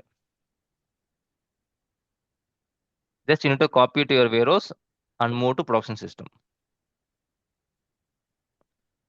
I have my storage types available now. High rack storage type, low racks available, bulk area available, temporary area available, flat storage available, something like this. Okay, no need to go for deep on all the storage types. And storage sections, you know this part. Let's go into the storage sections part later, maybe, because if not, let's go to storage section also. No problem. Okay, for me. Let's go in a different way. Okay, not like a normal way. Let's go in a different way. Let's complete entire things, then go for the assignment part. It's easy to. complete in that case. So we have storage types. Do you want to take some break, guys? I think we already have. Okay, 1 hour. Okay, sorry, I forgot. Yeah. Okay, take some 10 minutes break, and after that we will discuss about storage sections and storage bins also. Sure. Okay, take some 10 minutes break and come back, guys. 11:10, and we'll discuss for 20 more minutes on this part, and let's yeah.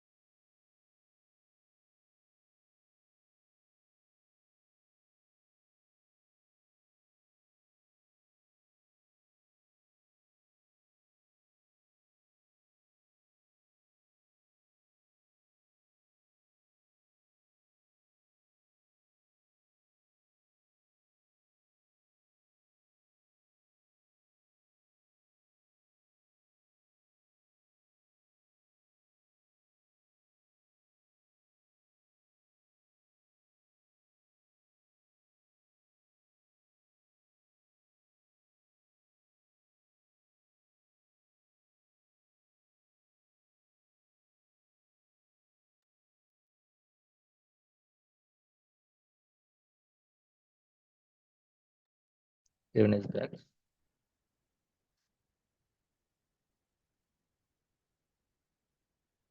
Hello.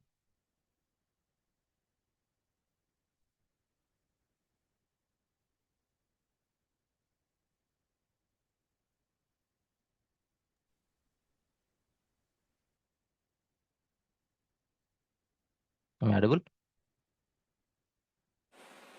Yes. Yeah. Yeah.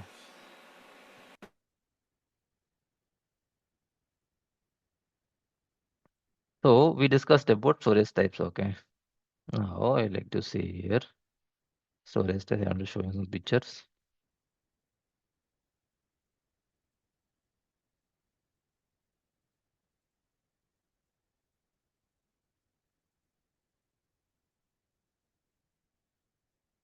Imagine.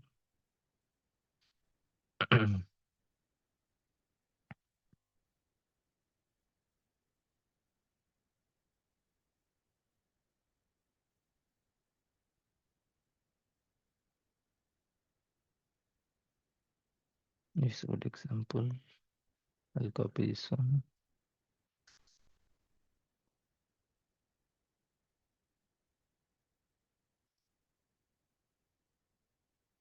And this one picture.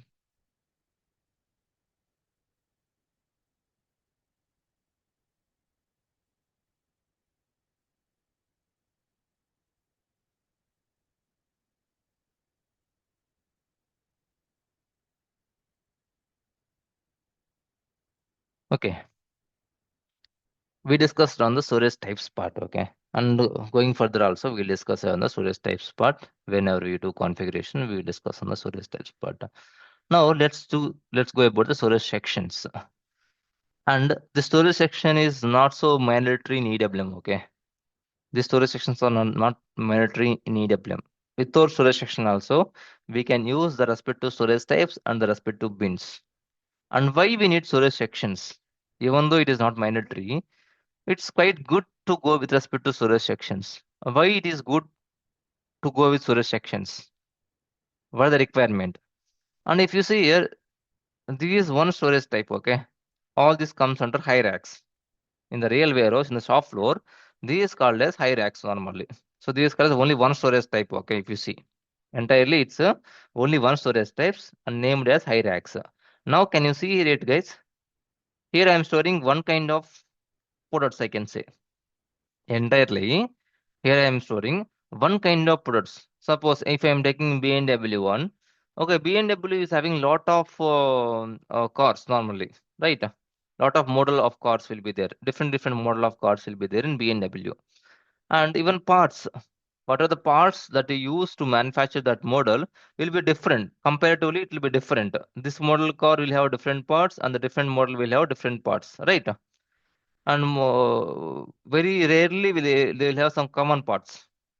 Model to model, very rarely they'll have some common parts, but most of the times every model will have their own parts, and they need to use only that part for that model. Now in this case, suppose this plant, what are the plant we are discussing, this plant, BMW plant. This plant is responsible for almost like 5 model cars, okay, manufacture 5 model cars. As you know that normally every plant will not produce all model of cars, that is impossible.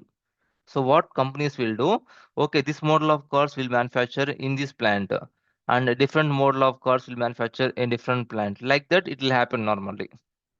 Okay, same like iPhone also. If you want a good example, if you take iPhone, normally if iPhone 16 is manufacturing is in India, iPhone 15 is manufacturing is in China, and in China also there are a lot of plants are there for Apple. Okay, so in this case, iPhone 14 or 13, in that if you have different models, they'll stick to one model or 2 models for the respective plant, and they'll go to different plant. In that plant, they'll manufacture a different model of this phone. So this is just assumption. And if you go to automotive sector, like cars and all, it's quite common thing. Okay, that they'll take multiple models and they'll manufacture only those models in that plant. They'll not mix many models in that plant. Okay, comparatively they'll mix only 1 or 2 models only, 1 or 2 models, or else or else some kind of model which is quite same as that model. Okay, with small changes they'll manufacture in that plant. And if it is completely different model, they will think, okay, what is the right plant? Do we have space for the plant? Do we have space for the storage? They will think everything. Whenever they want to introduce a new model and whenever they are choosing a new plant, okay, what are the plant they will manufacture? They will think a lot because do you have a space to store the goods? Do you have a space for the resources to work? Do you have space for the production? Do you have space for the customers to come and pick the goods? Do you have space for the suppliers to receive the goods? Do you have space to store the goods at least for next 6 months the stock? So they will think everything actually. They will not blindly think that okay, go, let's go and manufacture the this model of car in this plant. So a lot of research will happen in this decision factor normally. Now if you see here, this is the storage type which is high racks. Now in this here exactly in this space, the blue color space, I am managing only respective model parts only. I don't want to mix other parts now. This is entirely only one storage. But here I can mix, okay? This this IRAX I can mix. All these means I can mix different model of cores. If this plant is controlling almost like 3 model of cores, okay? 2 models I can mix. Example, 2 model of parts I can mix, but 1 model car parts I cannot mix. So what they are restricting, how they are restricting? They're restricting like storage sections level, okay? They're mentioning that in this storage type, in this high rack example. Okay, high rack. I am mentioning this naming convention as HR01. Okay, HR high rack, HR BNW high rack. Okay, BRS HR10. Okay, HR10. So in this case, in the HR10, this high rack storage type, this section, guys, 3001 is mainly for one model of car, which is recent model of car, and 3002 they have multiple sections like 3002 they are managing a different model of car. Like 3003, they're managing different model of car. Okay, this three belongs to one section. Like this three belongs to one section. What I will do, these three belong to one section, and these three belongs to one section, and this one entirely blue color one belongs to one section. Like that, I'm managing the storage section. I'm dividing the respective storage type into the multiple sections, and I'm managing my stock here like this. Did you get the point now? Whenever I receive the goods from the vendor, when I receive for this model, okay, to store the stock in this section, automatically system suggests to keep the stock in this area. If the model belongs to this section, automatically system suggests to come in this section. The same way this one also. We will get to know the more configuration in the later part, but just you need to understand the concept now. This section is dedicatedly for these parts. This section is dedicatedly for these parts. Means dividing the parts in the respective storage type. In the storage type, I am dividing the parts. Okay, this parts, this section only. You got the point now? It's a simple thing. Okay, if you open your refrigerator in your home, okay, in the refrigerator you have some deep area where you will keep the frozen parts. Okay, deep frozen parts, and you have vegetable section where you will keep the vegetables, and you will keep a water section where you will keep water, and you'll have a lot of other things will be there to keep in another different space, right? Yeah. Same way, we have sections in the respective storage type. We have sections to store. Okay, these parts can be stored only here. I cannot store these parts here. Like that, I'm dividing my sections in the respective storage type. This is quite simple part. Sections are like clear. Now, if I go to the configuration, I have already my storage types. What I will do, as I discussed on high racks, I'll create high rack. Okay, I don't want to use this naming convention. Okay, I have 0010, which is SAP has given us, but I don't want to use. It's not mandatory to use it, right? I don't want to use it. I want to copy this one, 0010. I want to copy from this one. I would like to create my own. In BNWH warehouse, I would like to create HR10 in this case, hierarch storage type. HR10 I am creating, enter guys. That's it. I am creating my new storage type HR10 here. In my warehouse, HR10. I copied from one of the existing storage type, hierarch storage type. Now, We can go to define storage sections, guys. Okay. In HR10, how many sections I have, guys, here? In HR10, how many sections I have? I have three sections. I have 0001, 0002, and 0003. And I have three sections. Go to define storage sections. Okay. Go to define storage sections. Go to your warehouse number. Okay. My warehouse number is BMWH is my warehouse number. There are a lot of storage sections available. Okay. I don't want to bother about all storage sections. I want to think about only my storage type. Okay. So by contents, I'm searching here. Okay. I'm searching based on my storage type. My storage type is what, guys? My storage type is HR10. My storage type is HR10. Okay. Nothing. No sections available for my storage type. What I will do, I'll go to new entries. New entries. Go to BNWH is my warehouse. My storage type is HR10. What is the first section, guys? My first section is 0001. So this BNW, this is one model. Okay. I don't know what are the models in BNW. Okay. I'll take like model 1. Okay. BNW model 1. The same way, I'll create like BMWH HR10. I'll go for model 2. 0002 is mainly for what, guys? BMW model 2. I have three sections, right? I have three sections. Model 1, model 2, and model 3. In this case, I'll store some goods here, some goods here, and some goods here. I don't want to mix. Same way, I have 0002 BMW model 2. BMW model 2. Or else model 2. Okay, that's fine. No problem. BMWH in hierarchy. Okay, HR10. I have 0003 section is mainly for the BMW model 3. BMW model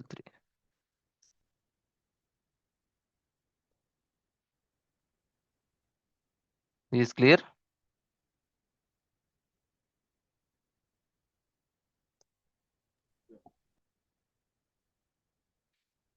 Model 3. I created my sections. Okay, like this. When you go to shop floor, you need to understand. Okay, when you go to shop floor, you need to understand the requirement now. Okay, do you store all kind of goods? Do you mix the parts? Okay, do you mix the parts in the storage type, or else do you have dedicated parts in this area? Like that, you need to ask some questions to the shop floor people, okay, like supervisor and all. Now they'll explain you, okay, this part is mainly for one model of car, and we don't mix other model of cars in here. And this is mainly for one model of car. This is mainly for one model of car. Okay, they'll explain you very clearly, and you need to make a note of everything, whatever you hear. Okay, and make a notes, and based on that, you go on configure the system. This is how it works. Each and everything you ask them, they'll explain you. If you don't understand, ask them again. Just understand, do some kind of workshop. How they just see how they will do the put away, how they are managing currently in the current system. Understand everything. Okay. When you go to workshop, it will be like multiple days or 1 week of workshop. Just to understand the warehouse how it works. And based on that, you need to make a note. And based on that, you need to do the system setup. You should do. You cannot go and okay, let's do configure like this. The system is in our hand, let's configure it. You don't work like that. Okay, you need to go to shop floor, you need to understand the requirement, you need to speak to supervisors, and based on that, you need to configure the system. Clear? Now storage sections we configured the storage sections. Now lastly, in the organization structure, in the org structure, once you configure storage sections, we have what, guys?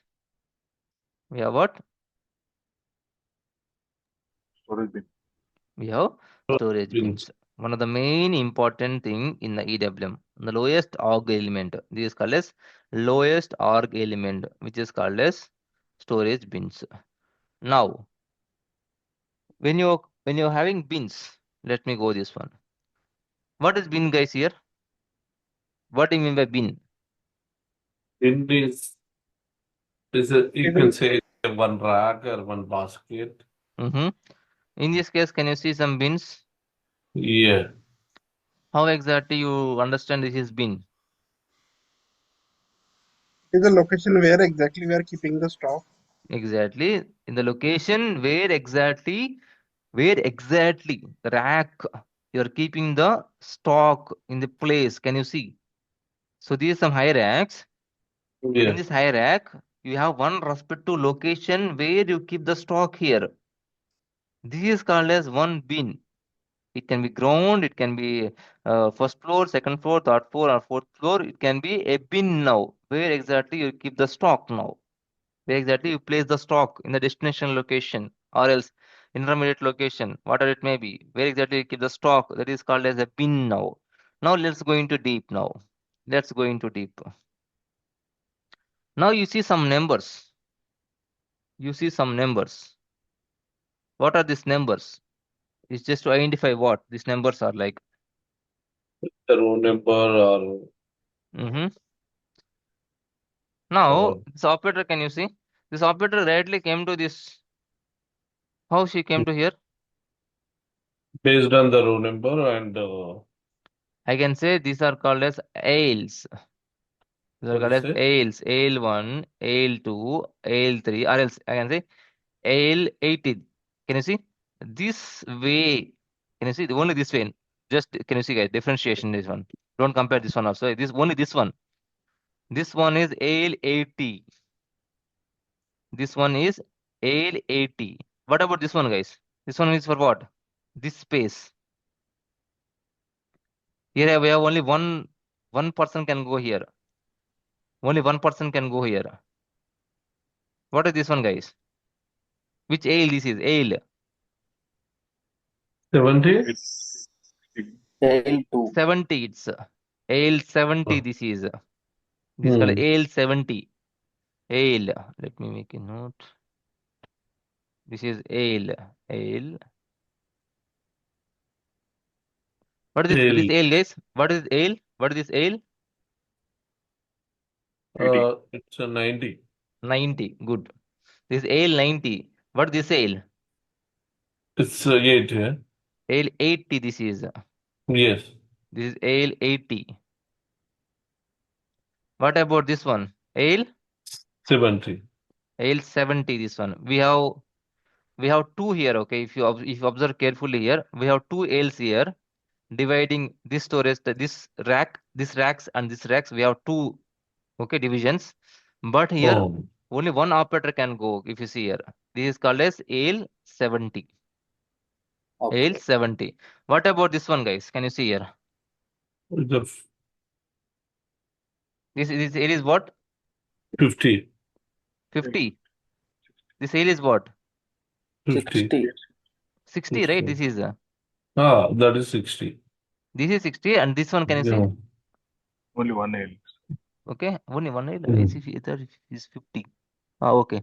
It's 60. Okay, there is only one AIL. Okay, here Yeah. there is only one AIL.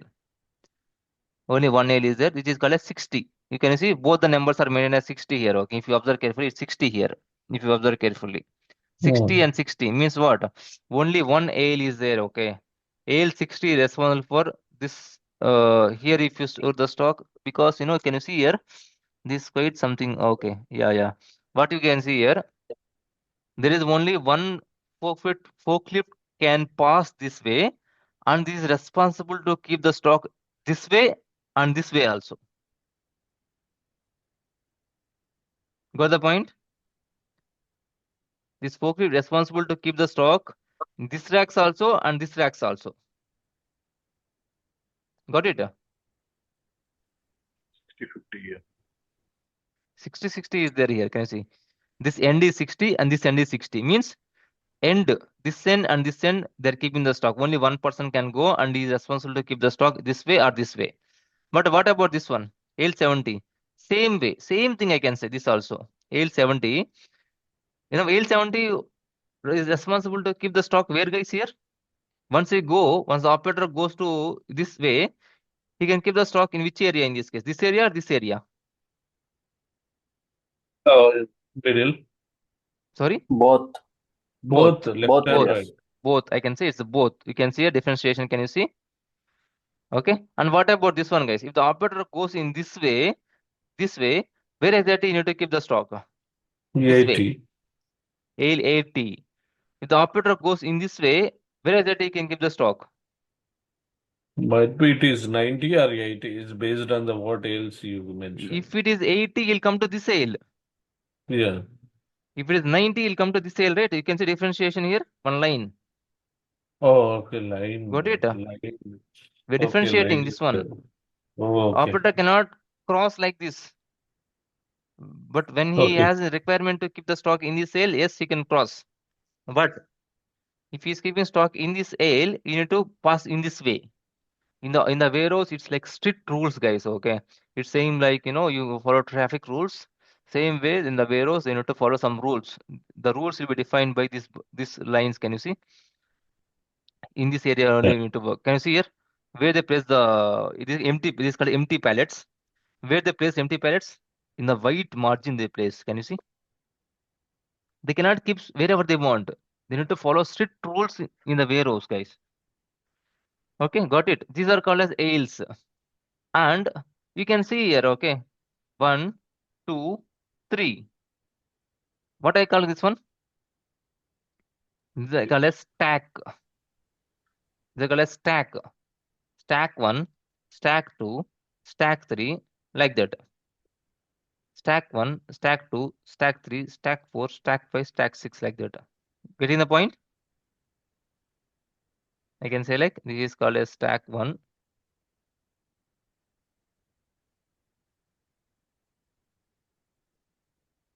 Stack 1.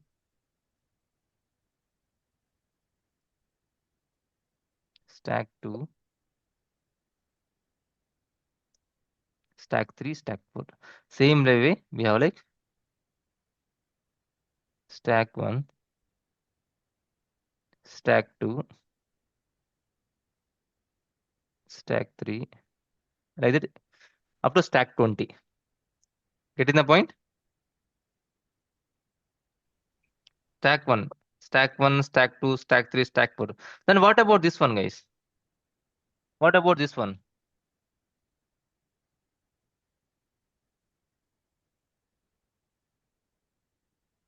What about this one? Level. Levels. These are called as Levels. levels. We have level 1, level 2, level 3, level 4, and level 5. These are called as levels. I'll differentiate this one, okay? Maybe you can understand. Stack, stack, stack, stack, stack.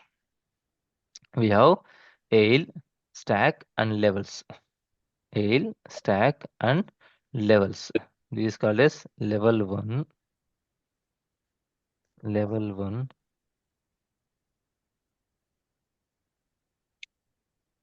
level 2, level 3, level 4, level 5.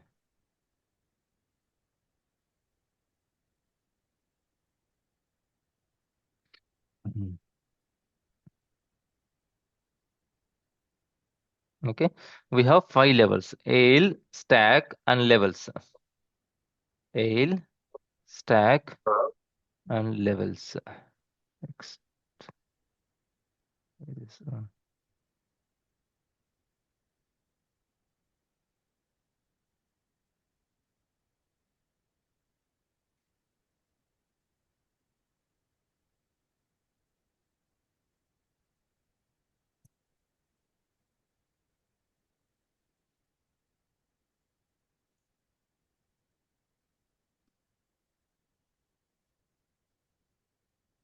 Okay, we have ales.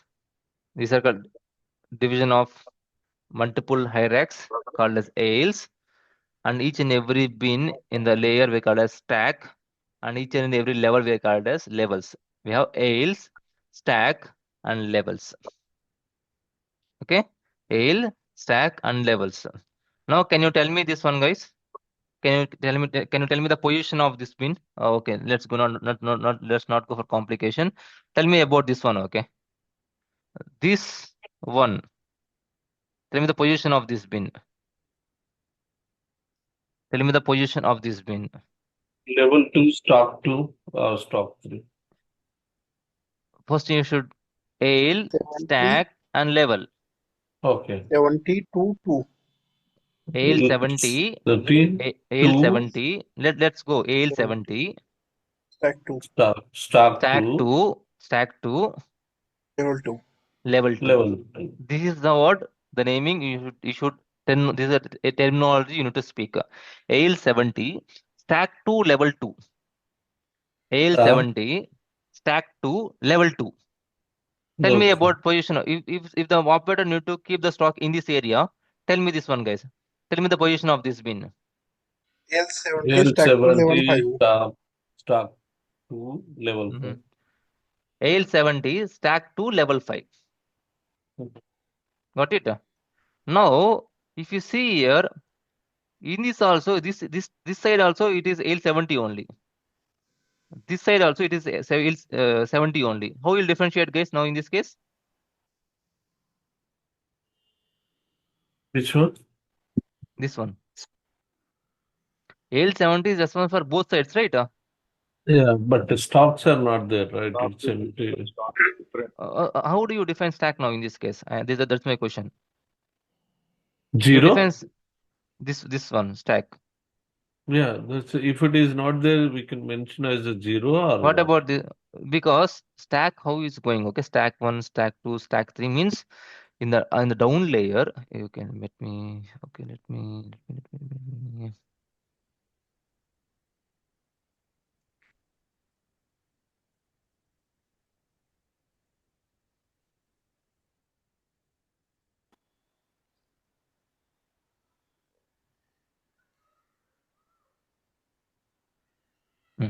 Good.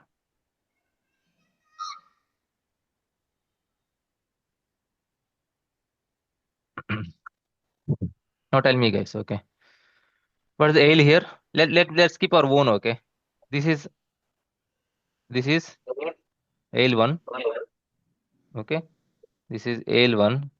I'll keep like, A1, okay. And this is A2.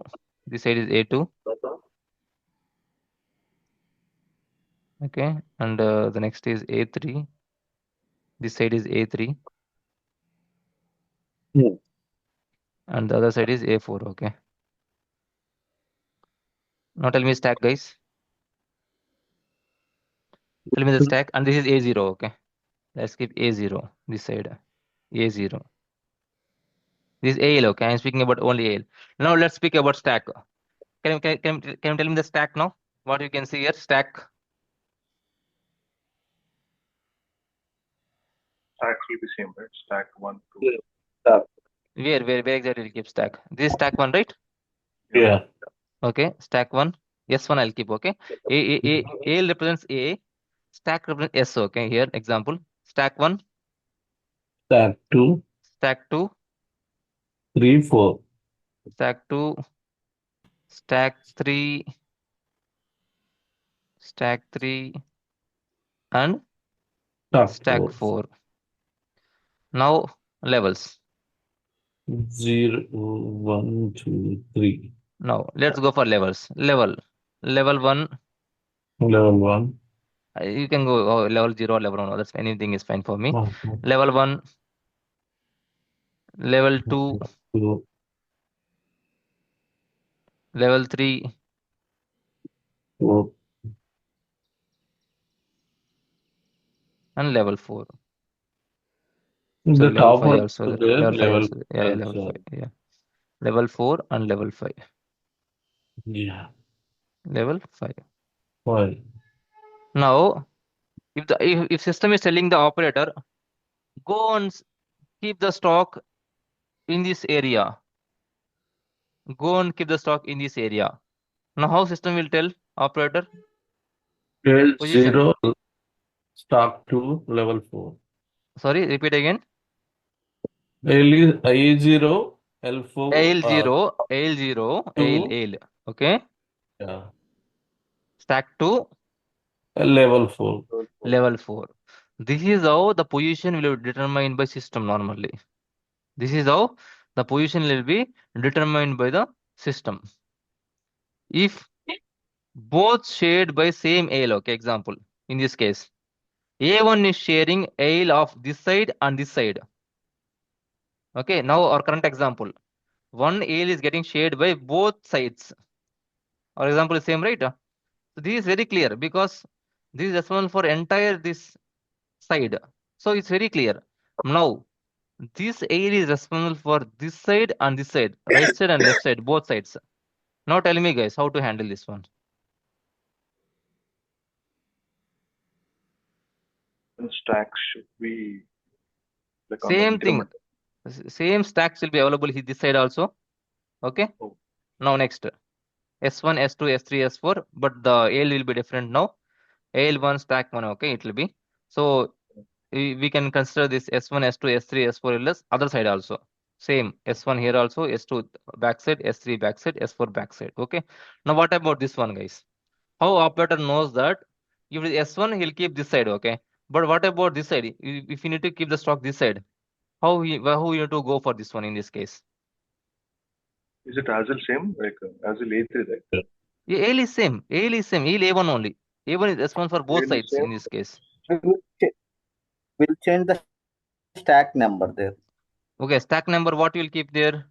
Like S4, S5, S6, S7. Very good, very good. I can say good. Okay, we are going for S1, S2, S3, S4. We are going. What is there in that? Go for S5, S6, S7, and S8. That's it, right? We're going for Yes. stack increment. Stack increment. That's it.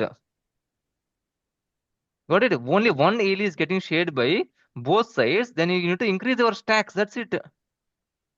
Now, if the operator need to keep the stock in this location, example, okay, let's keep that, up to S4 we computed. Now let's take S5, okay. This side S5, stack S5 and stack S6. Example like this, okay, S5 and S6, it will be other side. Now, if the stock need to be placed here, now tell me guys, what the position? Tell me the position. Yes, stock. 9, S9.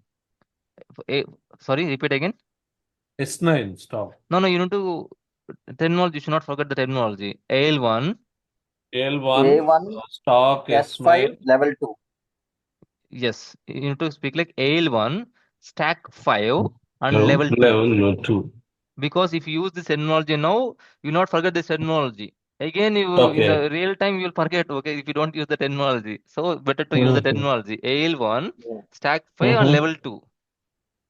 There. Okay, got it? And now you can go to your Metro Wholesale or more supermarket or any kind of IKEA and you will see all these things. Every bin will have some kind of barcode. Can you see? Every not here, but every bin will have some kind of barcode. We can see here. I can show some pictures. It will have some bin numbers. Okay, so I'll name this bin as naming. Okay, this in this bin, can you see here? There is some space, right, in this steel. So I'll place my sticker here. Okay, a barcode. I'll keep like AL0, A0, stack 2, S2, and what is the level, guys? Here, this is the level 3. Or sorry, this is level 2. Okay, level 1 here I'll keep, level 2, level 3, level 4. Okay, so what is happening here? If you want to keep a barcodes, there should be some space. Okay, so I'll keep barcode here normally for level 1. Level 2 barcodes I'll keep here. Level 3 barcodes I'll keep here. Okay, stack 2 and level 3. Stack 2 and level 3. I'll keep I'll print one barcode with these naming conventions. Okay, with this naming, I'll print one barcode and I'll stick to this divider. Actually, I'll stick to this. Okay, the steel, whatever it may be. The same way, each and every bin, I can say, each and every bin in the warehouse will have some kind of barcode labels. So this is AL0, stack 4, and level 5. Stack 4 and level 5. Got it, guys? This is how the bin barcodes should be attached to the bins. Why we need to attach these barcodes to the bins, guys? Why do we need to attach these barcodes to the bins? To identify the physical location. To identify the physical location and also Track the stocks. when they identify the physical location, they will place the stock. But the operator need to confirm, right? When you place the stock in the destination location, the operator need to confirm normally that he place the stock in this bin only, right? We'll take the In scan that of case, they need to scan this label. They need to scan this label. Also, automatically system will recognize this bin. Mm-hmm. And system will confirm, okay, the operator placed the stock in this bin only, because system will propose. How it will work, guys? First of all, how this will work? When you receive the stock from supplier, when you receive the stock, EWM will identify the stock has been received. Once it unloaded the goods, the operator in the staging area, when they will unload the goods that are unloaded, EWM will propose some destination bin now. EWM will propose to keep the stock in one of the location now. System will tell, okay, go to the storage type HR10. Just suppose this is HR10, okay. This is HR10. System will tell that go to HR10, okay. In this, go to AL0, go to AL0, stack 4, level 5. Like this, system will tell. Now operator will go, operator will see this because operator will carry RF gun, okay. RF gun, normally when you go to more billing counter, there you will see some kind of barcode scanner will be there, right? When you go to billing counter of more, you will see some barcodes counter where they will bill the goods. They'll scan your barcode and they will bill the goods. Same way, in our warehouse also, the operator will have some RF gun. In Yes. that, one screen will be there. In the screen, system will show, okay, this is the handling unit. This is the handling unit. You need to place the good in the respective destination location. System will propose one location like this. Now operator need to see, okay, this is HR10. Okay, you need to go to HR10 storage type, and you need to go to A0. Okay, AL0. Okay, he'll come to this storage type, and you will see. Here you can see the labels. Okay, normally. Give me a second. Here you'll see some labels normally. This is like A0. As you can see here itself. Okay, A0, A1, A3, A4. You can be seeing this label that was stick to the this end of the steel, whatever you can see here, end of the rack. You can see it was stick to here. Okay, now operator will come with a forklift and you'll see, okay, like HR10. This is HR10, it will be shown here, and A0 you'll see here. You'll come here and you'll see where is A0. A0 is here. Now we'll come to S4. Okay, where is S4? You'll come to stack 4. Okay, like this, and you'll see L5, level 5. Okay, and you'll go for level 5. And when you go for level 5, you'll see this one. Okay, A0, S4, L5, you'll see in this here. Okay, which is stick to this bin. And the same bin, it will be shown in his RF gun normally. Now he'll place this pallet in this bin, and he'll confirm this barcode. And so the system will confirm automatically that, okay, this is done. Now the put away is completed. The pallet was placed in this bin. Completed. The task is completed. Did you get it? Rama, one small question. Mm-hmm. If suppose the size of the good is different and No, the no. rack See. size That is totally EWM will manage. Okay. In this case, we have lot of configurations in the EWM before system suggests the put away here. System won't okay. suggest put away blindly here. EWM is not so blind to to show the put away in this area. So there is lot of controls like have bin access type, bin type. We will define the bin length, everything we will define normally. And whatever the goods you are receiving, system knows that, okay, what is the length, width, everything system knows. Based on that only, system will do filter everything. System will filter everything and system will suggest the right bin for the product that you received. It's entirely configuration that we will discuss. Okay. Yeah.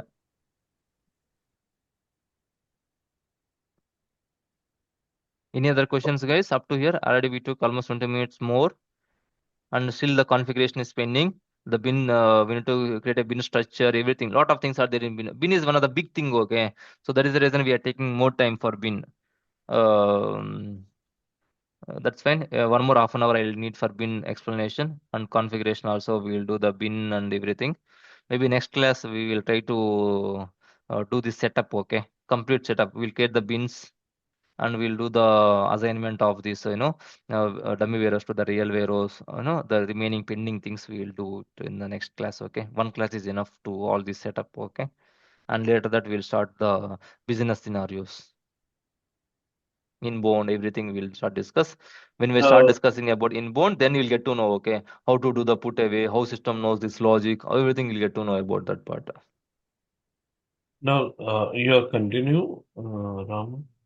When? Today? No, yeah. I don't think so because it's already 11:50. It's already 2 No, hours. for me it's already 2:20 a.m. I No, I will don't. not continue. Okay, I will not continue. We can wind up. Yeah, Okay, your call. Okay, I will yeah, not continue. Don't worry. yeah. I'll share them an email. Just give the access number. Okay, I'm going to wind up now. Okay, no problem. Okay, yeah. Yeah, just give the access, please. Yes. Please ping your email ID. I will give you the Yeah. access. Yeah. Okay. Thank you. And any doubts, please stay in the call. If there are no doubts, let's meet in our next class. And meanwhile, just take server access and please practice on daily basis whatever I'm teaching. Don't delay much. If you delay, then it's like gone case. We'll forget lot of things. Focus on just see the recording, just make some notes, practice. And after 3 months, you see the result.